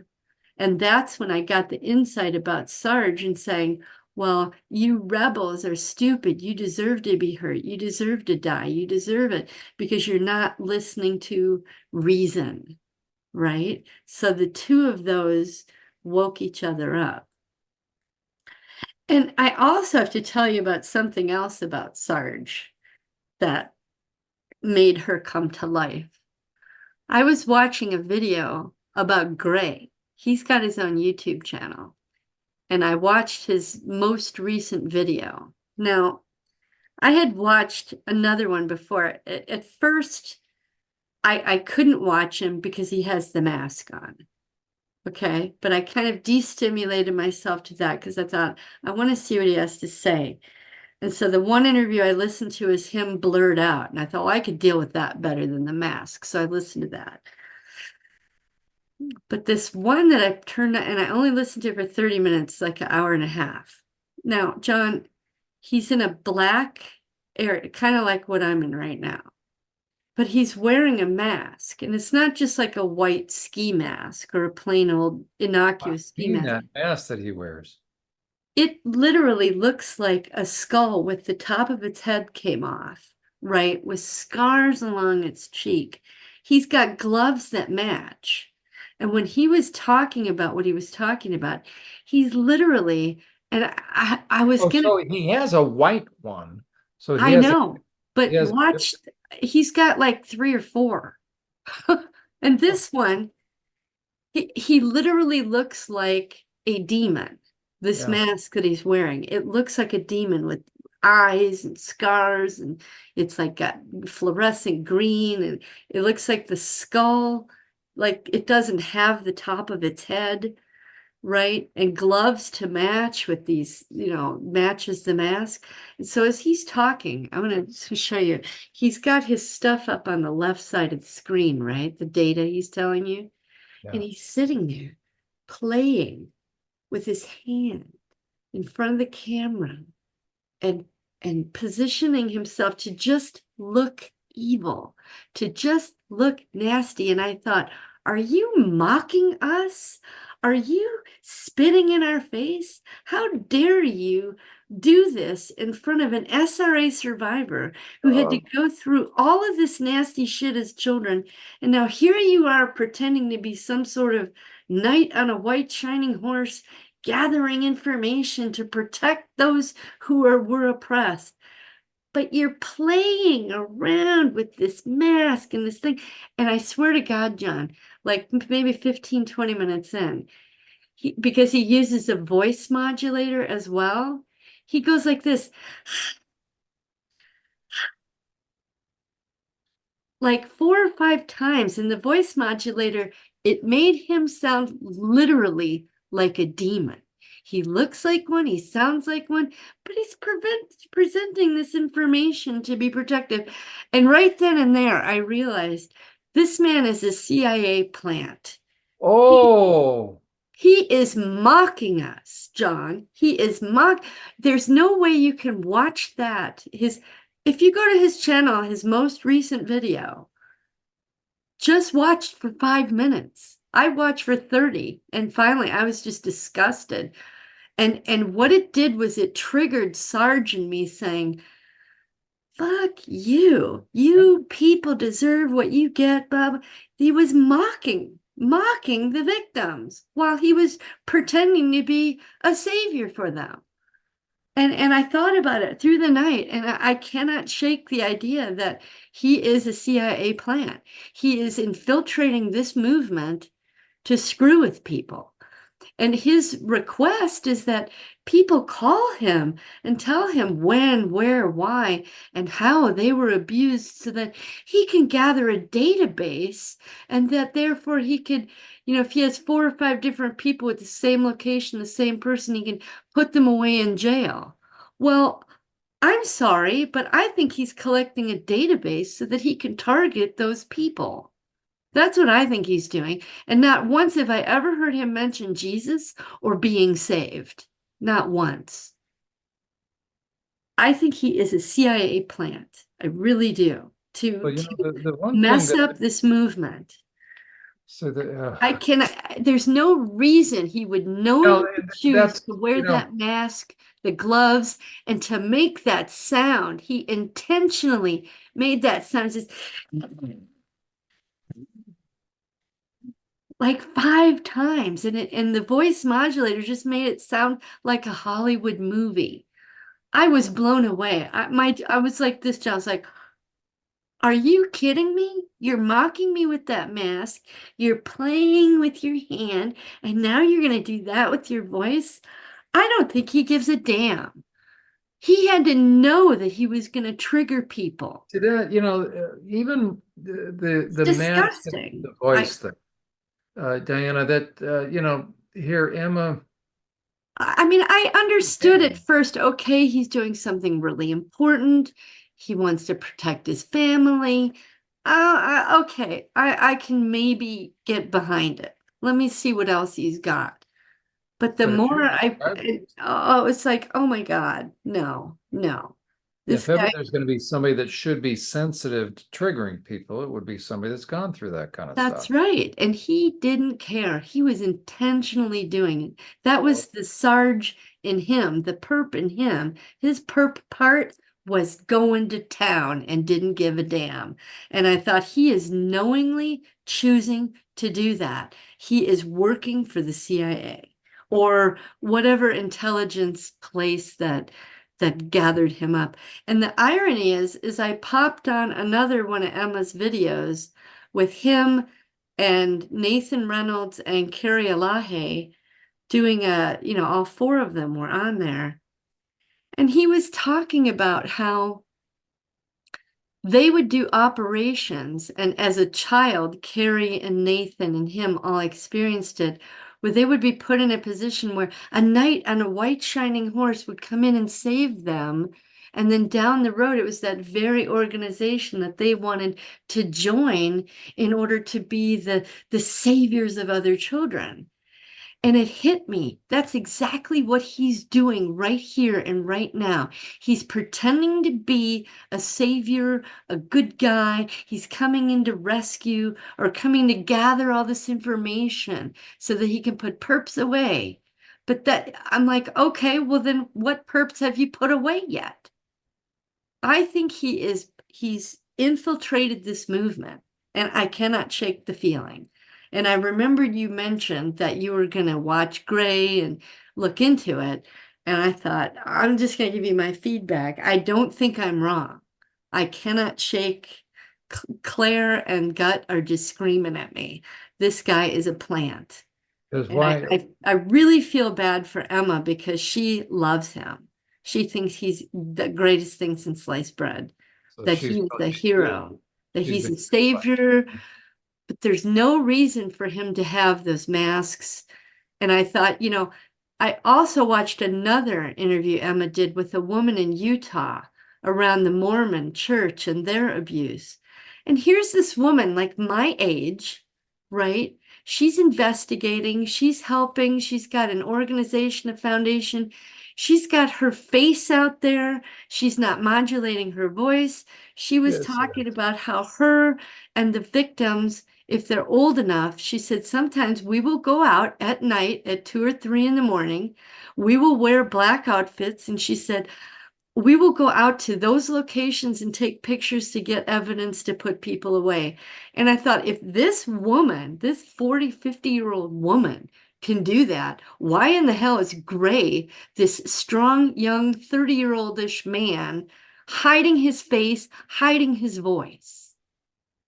And this woman said, she goes, I think Emma asked her something, well, aren't you scared? Don't you get afraid that blah, blah, blah? And she said, no, because I know Jesus will protect me. And she's been doing it for years.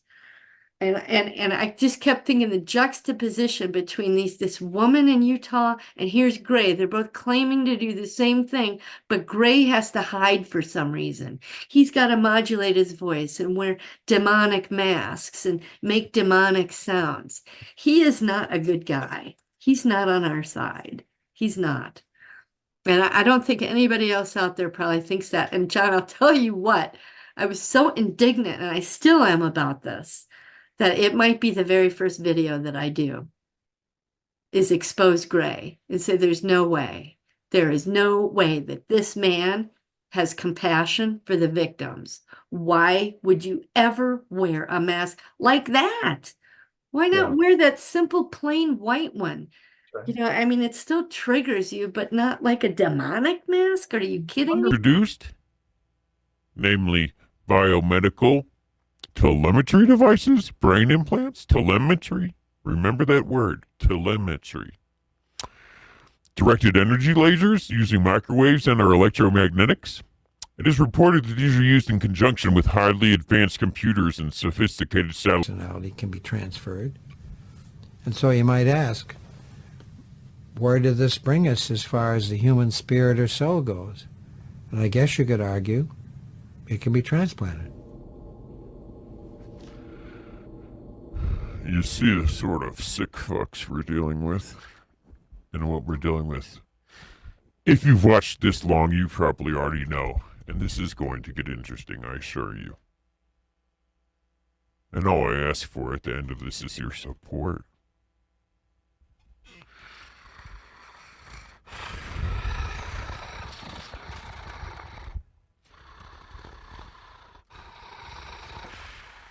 Why Emma? I mean, wouldn't she speak up? I don't know. She may just not realize it. Maybe she's never had time to look at any of his other Look at videos. what he's doing. You know, she's probably just as busy as you are. Like Melissa's just constantly busy, but I just could not believe it. As a matter of fact, okay, when you find out, like the guy that was interviewing me the reason I was running late, I don't even know the name of the wait, ready? It's Sean McCann podcast, whatever he's Sean McCann. I'd never really heard of him. He's got not unheard, but that was another one I did. But anyways, he and Emma and they interviewed different people. Well, partway through the interview, he says, you know, on here I believe in anarchy, and so partway through after he's finished, I had to qualify. I had to say, well, let me share a little bit because I'm thinking I'm on this channel and apparently he's been talking about anarchy, so I gotta qualify. Right. But they're right, but you're not going to intentionally, as a host of your own that's over the top. I know. I Nope. still just thinking about it, this Gray guy. I'm just so pissed off about it. I'm so pissed. I think because he had sucked me in and I would think, oh, he's a good guy, he's great. Let me check out more of his stuff. And it was like, no, There's no way you would do that. You're not going to no. purposely trigger somebody. And make that sound. That sound, it wasn't just an accidental thing. I was going to cut and paste it all together, but I didn't have time to do it today for our session. But I thought, what is this man thinking? And that's when it hit me. He is a plant. Alan always talked about, he said, whatever movement you get going from the grassroots, it will be infiltrated. He said, expect it. It's guaranteed. It will be infiltrated because they can't allow anything out of their own control. And it hit me. This guy is a plant. I don't care. And Alan used to say, and he said, they'll do it like rat poison. They'll give you 95% of whatever it is will be accurate and correct and true. But there's that 5% of poison, and that's what's going to get you. And I thought, this guy, he's drawing people in, pretending to be a savior and a good guy and going to help and do all these things. And so it triggers the part within the SRA survivor to go, yeah, I want him to be my savior. And then you get sucked in, and then he's the very one that messes you up. I think his purpose is to trigger, because it triggered the Sarge in me, right? The one that's loyal to the perps. So I think that's what his purpose is, being online, to draw the SRA people in and then to activate the perp within them to back off. Right? Because that's what it did to And to me. give up information, as you're saying. Yes, give up information and then set them up down the road. Because I thought, let me check this guy out. I wouldn't mind telling him who, what, where, and when and be a You part know, of his database. But now I'm like, there's no fucking way. that's No like way. the Communist uh, Party collecting Hmm. information again, getting people to willingly give up Yeah. on And I information. think he's doing it by using the very technology that he knows that we are all programmed with. He knows that we all have a Sarge, this person right here, the internal COO, the firewall, the primary gatekeeper, the radar operator, the suppressor, controls the early warnings, the defensive weapon system, right here. No. Loyal, dutiful, obedient cult member. I think he's triggering these pieces right here. Oh, don't talk about it. Self-sabotage, self-blame, persecute yourself, be submissive. Let me trigger these parts. I think that's what he's doing. And what a brilliant way then. Exactly. It Because is brilliant, but they because now, know how it all works. there you go. And if you, John, had not created this, I would have never twigged onto that. I would have just been pissed off because he was, wearing the mask and, how dare he, we all, that's going to trigger us. But I wouldn't have put it together. Well, I would have because of Alan talking about any grassroots movement will be infiltrated. But it just hit me. Oh, the parts, that internal, because this is the part of the map that I want to learn. And this is what you haven't taught yet on Emma's show, Yeah. is these pieces. And I think that that's what he is doing, is activating these pieces to And shut these guys up. 100%. Right. And to keep the little ones at bay, to Exactly. keep them But it's silent. being presented in such a way that he's the hero. You can trust him. It's like this juxtaposition that's Yeah. intentional to Yeah. screw with people's minds Well, and it makes sense because here the perps, MK Ultra stuff, how many kids have been harmed? Well, we've got, and programmed very specifically. right? And so it's got to be a challenge to these perps to keep track of everyone. So it makes sense. They see To Emma's draw them in and make a right, database. that the perps, I'm sorry, the survivors are gonna find somebody like Emma, be drawn to that, and then Look now you for a have, male savior because men are the hero, men are the provide and protect, right? but to be able then to have them give up the survivors, then I mean it's a perfect way for the perps to reconnect with and identify and keep track and put Mm-hmm, the mm-hmm. pins in the big map board. Okay, here's this Yeah. one went here, this one, and then to kind of re-prime the pump, re-trigger them again. Yeah, because that's what he did to me. I mean, Michael, the righteous indignation There you go. happened first, but then Sarge came out and said, "Well, and it just coincidentally, I happened to be writing these different, I call them bios of the parts." That's And I was perfect. like, "Oh yeah, Sarge doesn't think you should be rebellious and tell. Sarge doesn't think blah blah blah blah blah." He triggered that. And thank goodness I had enough, And what did Gray do to trigger Sarge again? I'm not sure. I think it was just the fact that he was wearing the mask and doing that thing with his hand and playing with the camera and the light. See, who's gonna do that? Exactly my point. I'm telling you, just watch the first like 15 or 20 minutes of his latest Would you video. send me the link to it? Yeah, Okay. absolutely. I'll give you my, oh Lord. I actually downloaded it yesterday so that I could cut and paste it for the video that I do so that I can show people who on earth would ever do this to an SRA victim? Who? And And then compare that's him the with that challenge woman. because if I watch it, then I'm gonna have to say, yeah, I Yeah, mean, and compare him with that woman in Utah who does the very same thing, but she doesn't need a mask. She doesn't need to hide her voice. She doesn't need to, play with lighting and sound in this. It was just awful. I couldn't believe it. Now, where did I put it? Did I put it under perps? No. you Ah, know, it's interesting. I'm just so indignant about it. I I'll tell you couldn't what's handle it. interesting because I tried to figure it now. It's starting to kind of make more sense.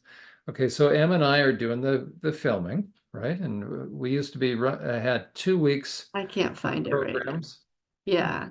Okay, so we record on Tuesday night, and so what we just recorded, as a matter of fact, you're going to see your chart, though no named or Oh, not okay. Okay. yours and the other clients. So that'll be coming up, I think, on Tuesday. So um, a couple of recordings ago, she's on her couch and did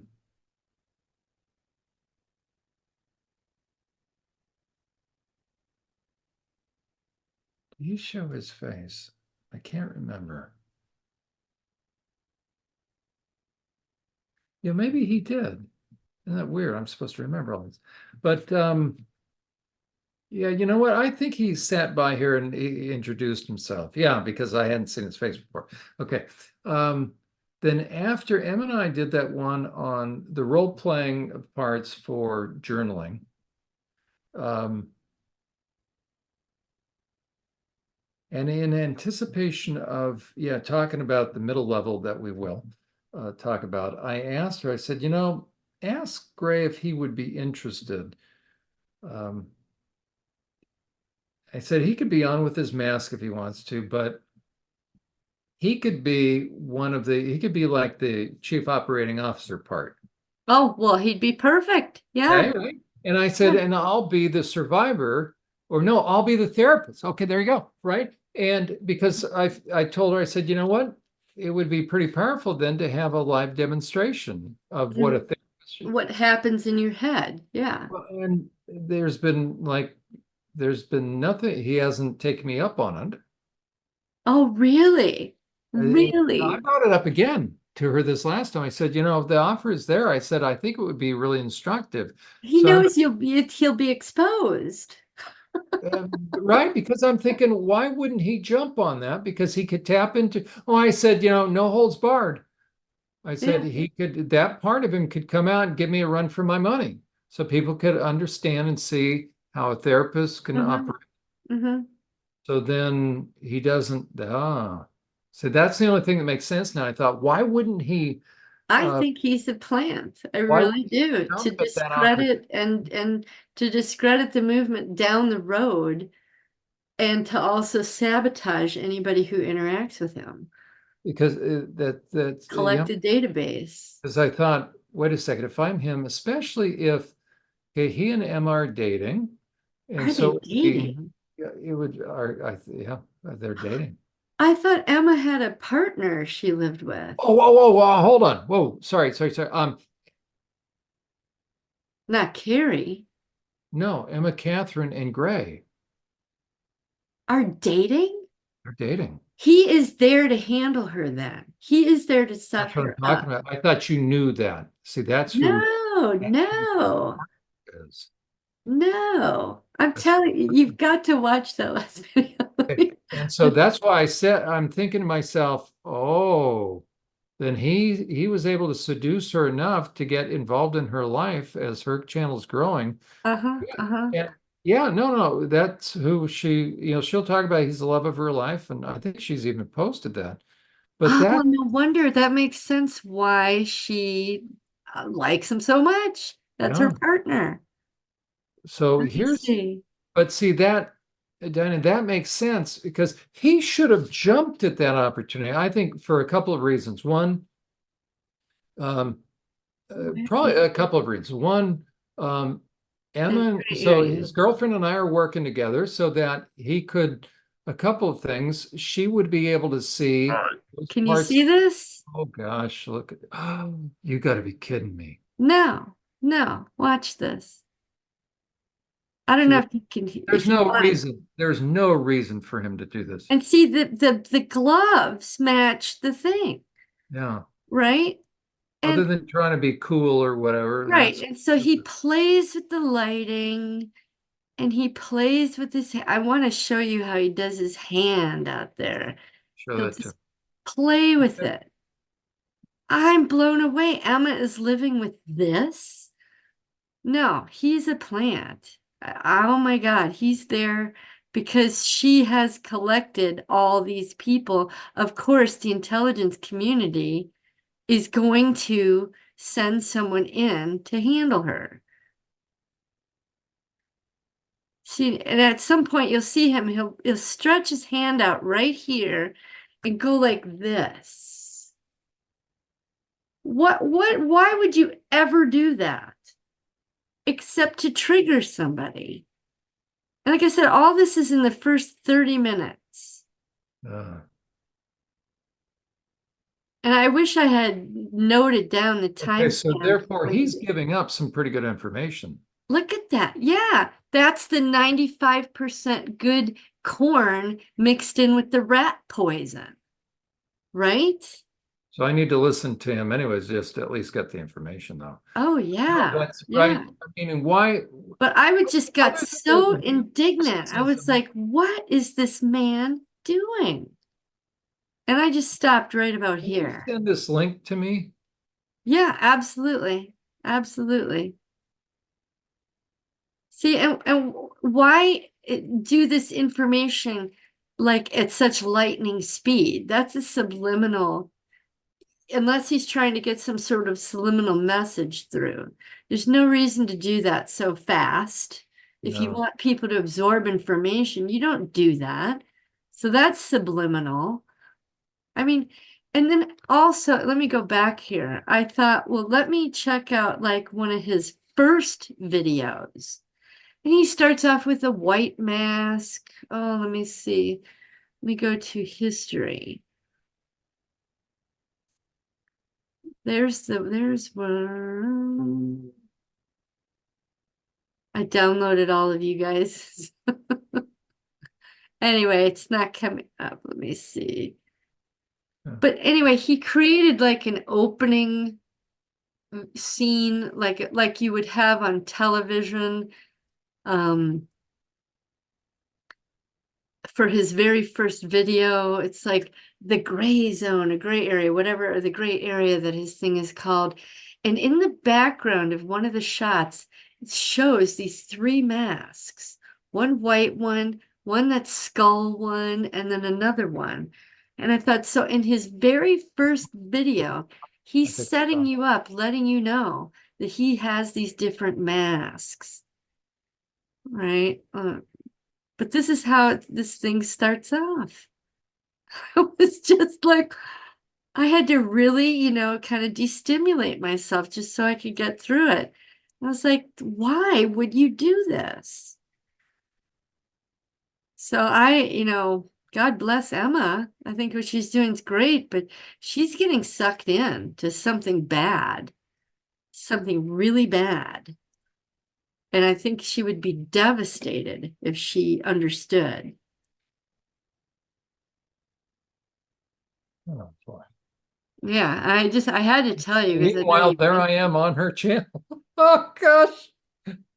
So No, I mean, I don't want to spoil anything for anyone, but I cannot shake the feeling that this man is a plant by some sort of intelligence community to screw up the whole thing.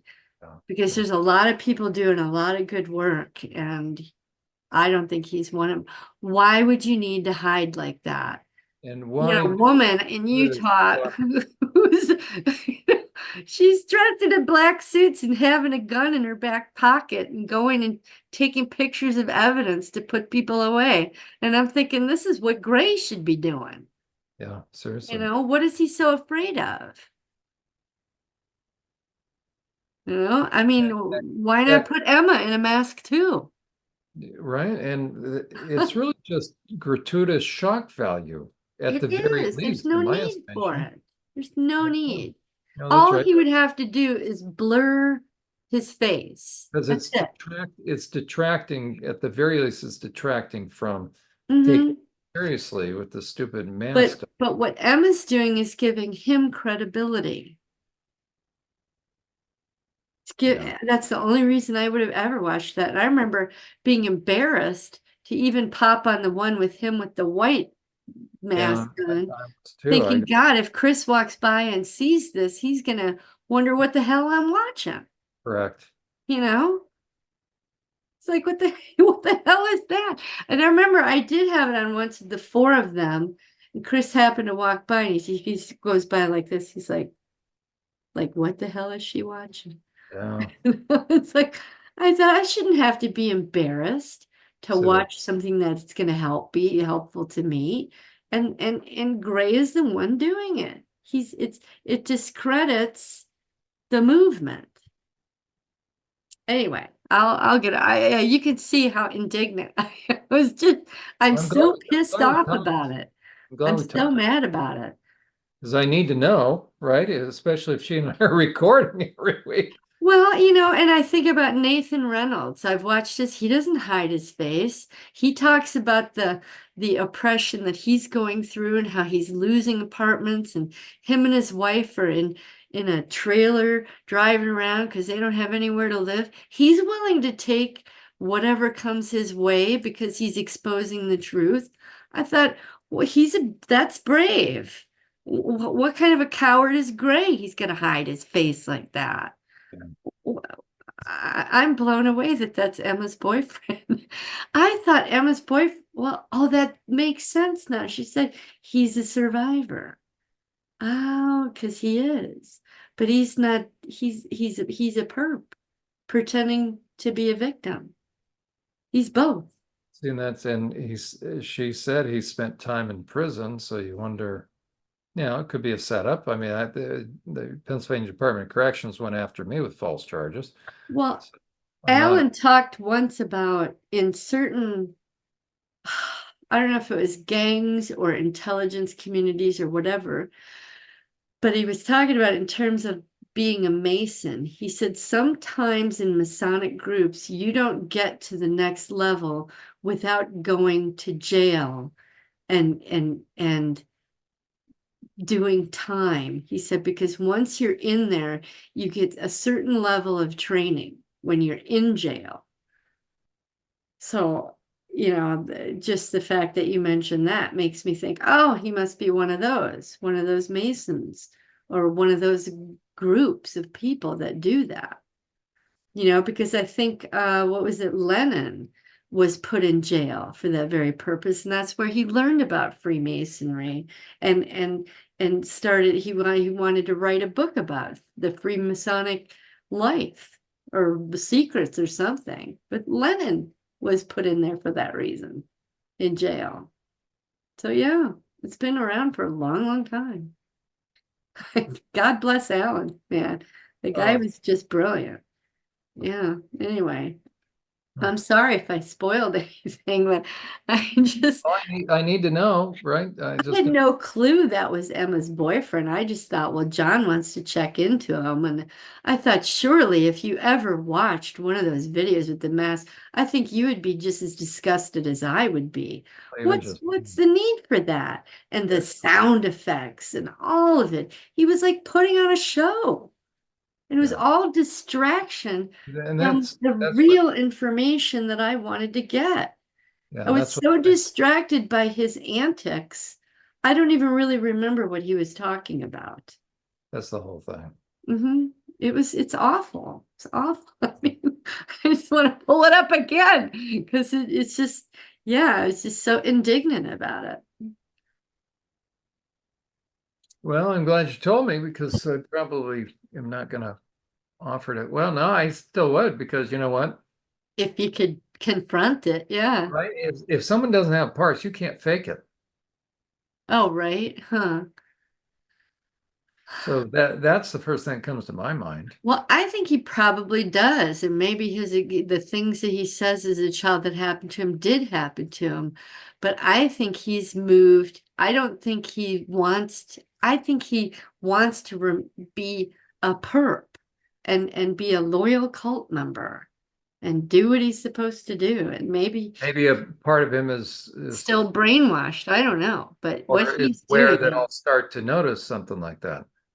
but yeah, he's knowingly choosing these behaviors. And that reminds me of what you talk about with the pig scale. There You you go. know, how big of a pig? Well, he's knowingly choosing to do these things. Okay. So yeah, I just all those puzzle pieces kind of came together when I was watching. I was like, oh no, this guy is an intelligence plant. He's here If he, to if he is discredit faithfully, the movement. yeah, well, and you don't need to know much about SRA survivors, MK Ultra SRA. Why are you going to dress like that?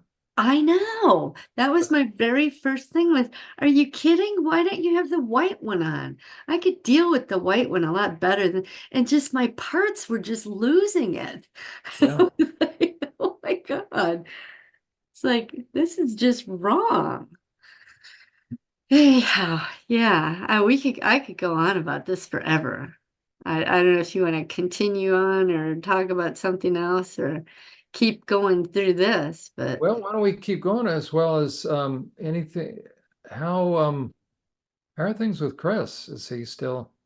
oh yeah, he's fine. He actually went camp. I think I told you he went to Sacramento to see his brother for about 3 days. He came back home last night. It was funny because I was praying to God, please stay out there one more day so I can finish Oh yeah. my thing here and I want to finish my whatever. But I actually did have it all done. And then he got home like an hour later. So God fulfilled my wish. Yeah, and then he had a few beers and then I made dinner for him and he went to bed and now he's out in the garage having a few more beers and I think he's getting ready to go with his buddy tomorrow. They're gonna go camp out overnight, some local place. So yeah, I mean, as long as he's not getting belligerent and awful, then, but I haven't really had a chance to mention that about, the honorable man and I keep playing around in my head with different ways to bring it up, but it just hasn't happened yet because he's been The gone. Lord will provide the right time. You'll know Yeah, when. yeah. So, and find the right wording and all that. That's But right. but Well, yeah, that thing with Gray really brought out Sarge because that next day I remember going to bed thinking I was just indignant about the whole thing. I hadn't really put it all together in my head, and as I was sitting down writing this, that's when Sarge just opened her mouth. And then later I realized, oh, that's what Gray triggered. so tell Triggered. me, and that'll be good for me to know. So yeah, what was Sarge saying then, based Well, upon? right here it says this was about the restaurant incident, and I remember I told you I would cry about it every time I would talk about it, even to myself writing it. But once I figured this out, the tears went away. It says I always felt guilty for not stopping her. Okay. I told her not to, but she did anyway. This is Sarge. Sarge was upset that the rebels, because she was being rebellious, doing something off script, were allowed that to happen. They allowed Debbie to disobey her. Dave lost sales from closing that night, right? He lost money. Now Dave would have a hit on his insurance, so he's going to pay more money. That's, money's a big deal to these people. Dave had to spend extra money to upgrade the tables. So I'm guilty for all these financial losses. I always felt it was my fault. I had failed to keep things operational. If I had kept Debbie in line, like Sarge is supposed to do, Debbie would not have done it.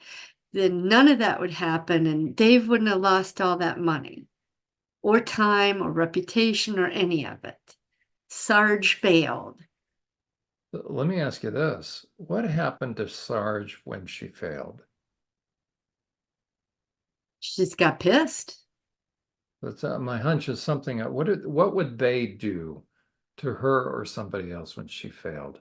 Oh, I see. I don't know, probably punish them.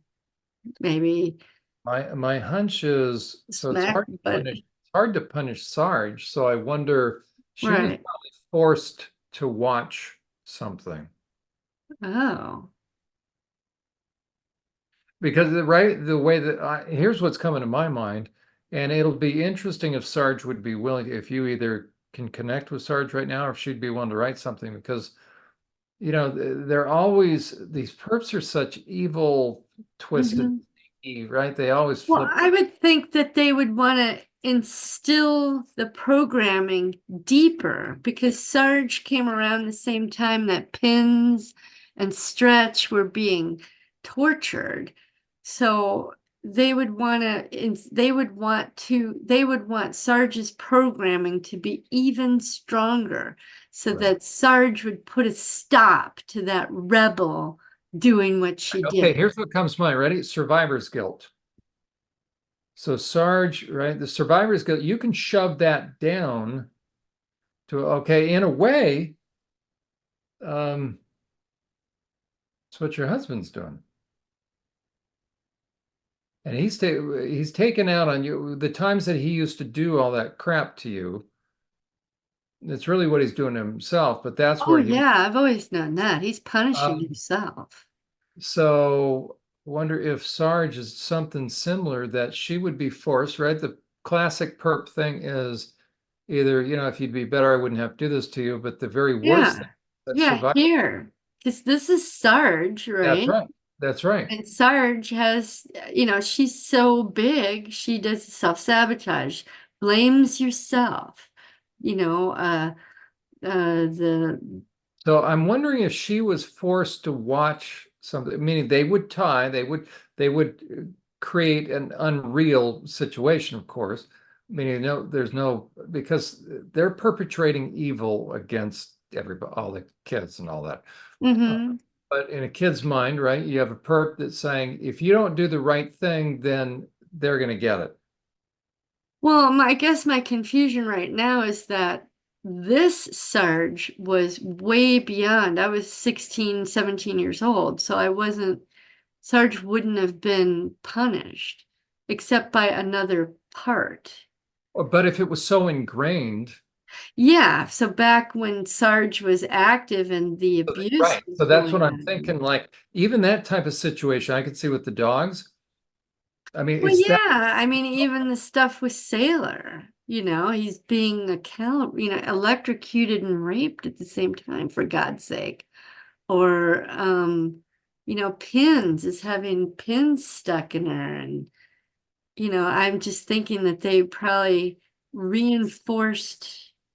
Yeah, but is well, absolutely. So this will be good for you and to see if Sarge can tap into. Everything within me is saying because based upon everything you were uh, just that happened, I I could wonder if Trish didn't handle that. okay, I could see. I mean, the most traumatizing thing is exactly, for instance, like the baby skin point. So the thought of somebody else, because the way the perp set it up, somebody else is being harmed because of something I did or didn't do, and I couldn't do it enough, and therefore, if I had it together, if I was stronger, then it wouldn't have happened because the Right, perps right, flipped right. the script, right? So I'm wondering if she was ever placed in a situation where it's like, okay, you got to do a million push-ups, and Hmm. because you collapsed at 350, then so and so is going to get flayed alive, or so and so.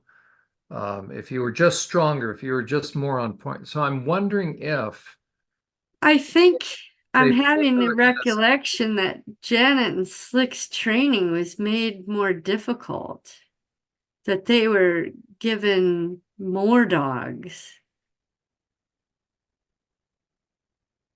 I don't know. That's kind of interesting that Janet that was. may make sense, but I'm also thinking I'm Interesting. wondering if because that would ultimately be trying to spare yourself of, and that's not a bad thing. I'm just saying, right?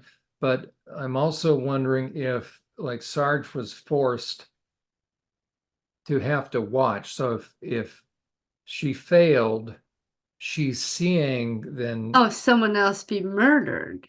or something, or a kid being Well, harmed. that's what happened with Wolf. She had to watch another child be torn apart by Okay, wolves. so I'm thinking that, see, that's the kind of thing that they would do. In my estimation, that's the kind of thing that would bring a Sarge about. Being Yeah, forced to yeah, witness because it's that. all basically the same time period. It's all between the ages of 6, 7.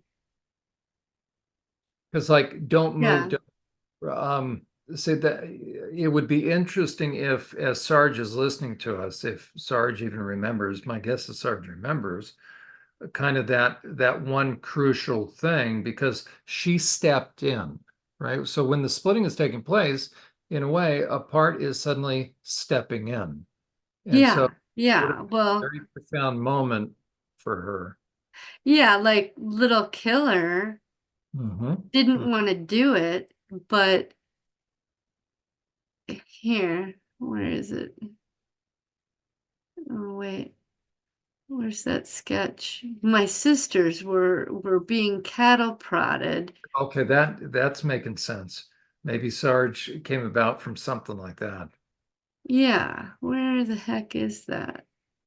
Yeah, well, no, that's me right there. Okay, but yeah, your I sister. can't That find it, that would but be. I think you're right with this. I don't know. It's something oh, with. here, yeah, here's the sketch. Because they were hung up there and had their backs. I don't know why I didn't put the cattle prod there, but Grandma and Grandpa were shocking them, and they were screaming at me, "Do it, hurry up, do it." And I didn't want to, but they were saying, "Look, if you don't do it, we're gonna kill these two." Yeah, see that to me, I don't know why it's really hitting home that that would be the kind of scenario that would create a Sarge. Yeah, yeah, I never thought about that, but yeah. And this is, what is she, 4? And Sarge comes about, well, probably came about then. Because then It any got activated and reinforced, I'm thinking. because anytime So, thereafter, that sense of, I mean, ultimately, Sarge is the ultimate control. Uh, yeah, we could say, this sounds fun. The word that came to mind is control freak. We're not going to call it Sarge a control, but the ultimate controlling part, control either comes out of megalomania, or meaning just super ego, or mm-hmm, super fear, mm-hmm, mm-hmm, but isn't going to show the fear. So it comes out in that intensity. right. So it makes sense then that there you were in a real life situation that you couldn't control, and you're lecturing yourself, if only I had Yeah, and that's right. Here's this, I closed my eyes yeah. and then I was I also thinking on the job twisted and killed it. when she got burned. So that's why automatically then there's no excuse for anything going wrong, kind of thing, which Yeah, yeah. how do you control that, right? That's so outside of life. So I could see how Sarge then would have replayed you on the job, and how, How you know, I failed. Yeah. there, right? And so there's no room for For life, error. None. human No error. room for Right. error at all. That's right. Yeah. I could see that 100%, which would be good therapy for Sarge then to kind of review that a little bit, to realize, listen, you know what, there's only so much, right? But in her thinking, it's what? There's no room for error. Yeah, yeah. And that you don't get to disobey. You don't get to be rebellious. You just don't. Because if you are, all sorts of the operations break down. Yeah. But what So the position, so the only way to help Sarge kind of begin to become more of a human, that's a yeah. fun way to put it, in a way, to be more, um, more, instead of a human doing, being a human being, is begin to really ask, going Understand how she was created. there you go, to go To give back. her the truth. good. Yeah. To ask, you know what, should you have ever even been put in that position? Because Well, look at and who created that. I'm thinking too that part of what my dad used to do when he would stick pins in me or electrocute me is he would say it's because you didn't do such and such right, or because There you you were this or you were that. And so I didn't do something right.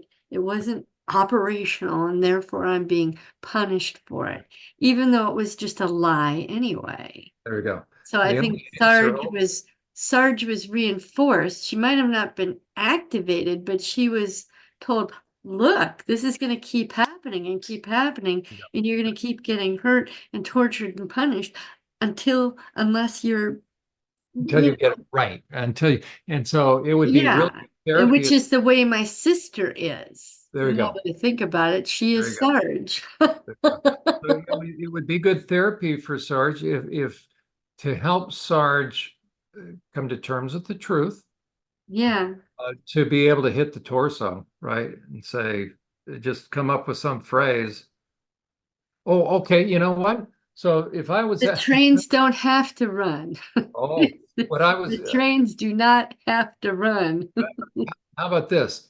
Maybe start with, have her tap the torso with the bat. Just start with, how about something like this? Just do it right. Do it right. Okay, now that sounds Yeah. contradictory because it sounds like, No, but it's gonna trigger what, there you go. And then it's yeah. like, and as she's having to repeat, do it right, who says? Right. And so you're starting to interject little pieces of truth so she can finally see that it was they that put her in that situation. Yeah, okay. All right. That's good. So now she can give them back the anger by saying, F you and your stupid trains. F you, right? You I know? know, right? It's like there are no frickin' trains in this There, state. right? Anyway, There you go. There you go. yeah. But I wonder if there wasn't someone from that Operation Paperclip that came over from Nazi Germany that was in the sisters, the Notre Dame on the lake, as they call it, That, school that might sisters. that would If be in if she didn't have one of those people there that was the trainer, you know what because I mean? some of the most brutal people I've seen some documentaries were the female guards with she and her German Shepherd. So that might be, Oh yes, if you yeah. can find out who was running it, what was her background, where did she come from? Right, right. Yeah.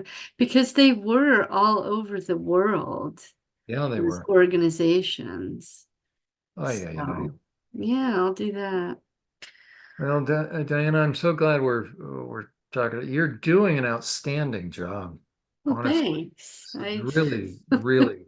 It's like coming naturally, and yeah, anyway, I'm glad. Okay, So, when are we meeting next? Is it the same? We've got our schedule. Tuesday. There you Yeah, go. Wonderful. Okay, well, any insights, anything, send them my way, and also send the link to Gray. I will. Yeah, yeah. I was just every time I see it, it just pisses me off. Yeah, okay, the gray area, I should just, then I can find it anyways, but if you, But yeah, uh, my YouTube algorithm the next day brought up his very first video, and I thought, oh, let me check that out. And sure enough, in the first, I don't know, maybe 2 or 3 minutes, he has like a little opening sequence, the gray zone. And it shows through the three little masks, this one and a white one and another one. I don't remember what it was, but I was just, are you kidding me? I was just so disgusted. Anyway, I'm still swallowing the idea that this is Emma's boyfriend, that she's living with this guy. I'm like, I can't, it's just, I could put together the woman she interviewed at Utah. She's got more courage going out there in the middle of the night with the gun in her back pocket, taking pictures of these areas and all that with these other young women. What is Gray so afraid of? Why is he hiding?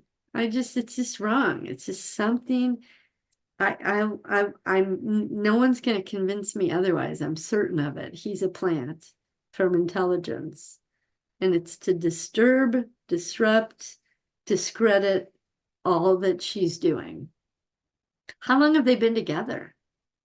That I don't know. Oh, yeah. I mean, it'd be devastating for her if she discovers that. I mean, but because I kept thinking, if I, when I do my video channel, that I'm going to talk about this, and I know it's going to cause a kerfuffle throughout the whole thing, but I don't care. Got to do what you got to I don't do. care if I have 2 people that ever watch me. I'm certain of it. I just can't shake the feeling. I can't, I mean, because it's a big deal what's going on here with this SRA. But at the very least, then he's going to have to provide answers Yeah. that are reasonable. And Well, there's the nobody else out there, not one person I've seen that's hiding the way he is. well, and so that's the challenge for him, that Gray, for whatever reason, you know what, you've hidden long enough. Either get off the air or step forward, stop the antics. Well, and the fact that he's with Emma, like she says, the safest space on the internet for, survivors. And she's got how many hundreds of people that she's interviewed? I can't even comprehend. Of course, the intelligence is going to send their guy to that person, whoever that person is. You know what I mean? Because that's how you disrupt. That's how you fight war. You go to your strongest opponent. And she's got a strong show going on there. She really does. So it's just my opinion. Right. But I hope I didn't spoil anything for you. You didn't, I still keep doing my thing. I'm Yeah. the wrong person for any controlled opposition to have on their program, because I just, Yeah, because you would just cut right through it. But I really think that's what he is. I don't know why I didn't use that phrase, but that's the perfect phrase for it. Yeah, controlled opposition. You go in there and you just disrupt. well, Anyway. I'm glad we're talking in more ways than one. Well, let me pray, and Okay. you're doing an outstanding job, honestly. This Okay, is thanks. phenomenal. What you're doing, what's coming together, the format. Um, to me, you have the makings of such a very powerful template for survivors to follow. Oh, that's great. Yeah, I don't know why or how, but that's just what happened. So, So, well, let me pray. okay. Lord, thank you. Thank you that Diana and I can continue to work together. I thank you also for her insight into Gray and what's going on. So that's important for me to know. And Lord, give me wisdom as I interact with Emma. And if in fact this is going on, open her eyes so that she can see who she's now connected with. So protect her and just get through to her, give her wisdom. Lord, thank you for also what you're bringing up as far as within Diana with the parts. Continue to help the parts come forward.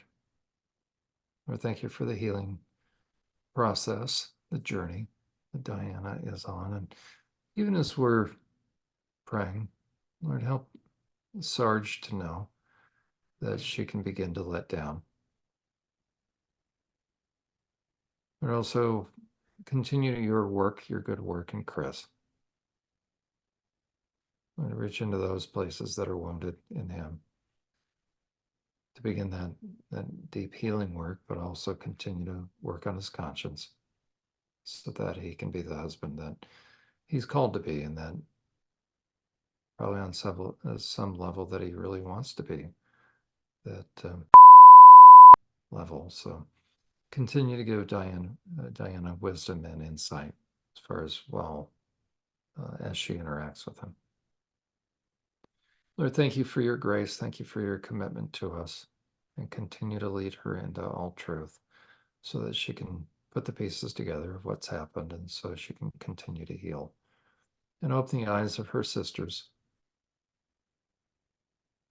I'll trust that what is coming together for Diana can be used in little by little in ways to set them free as well. In Jesus' name, amen. Thank you, Father. That's excellent. Okay, I'll see you Tuesday then. I'm sorry. I said I'll see you Tuesday then. There we go. We'll plan on it. I'll look forward to it. Okay. Have a good day. Okay. Okay, Bye. bye.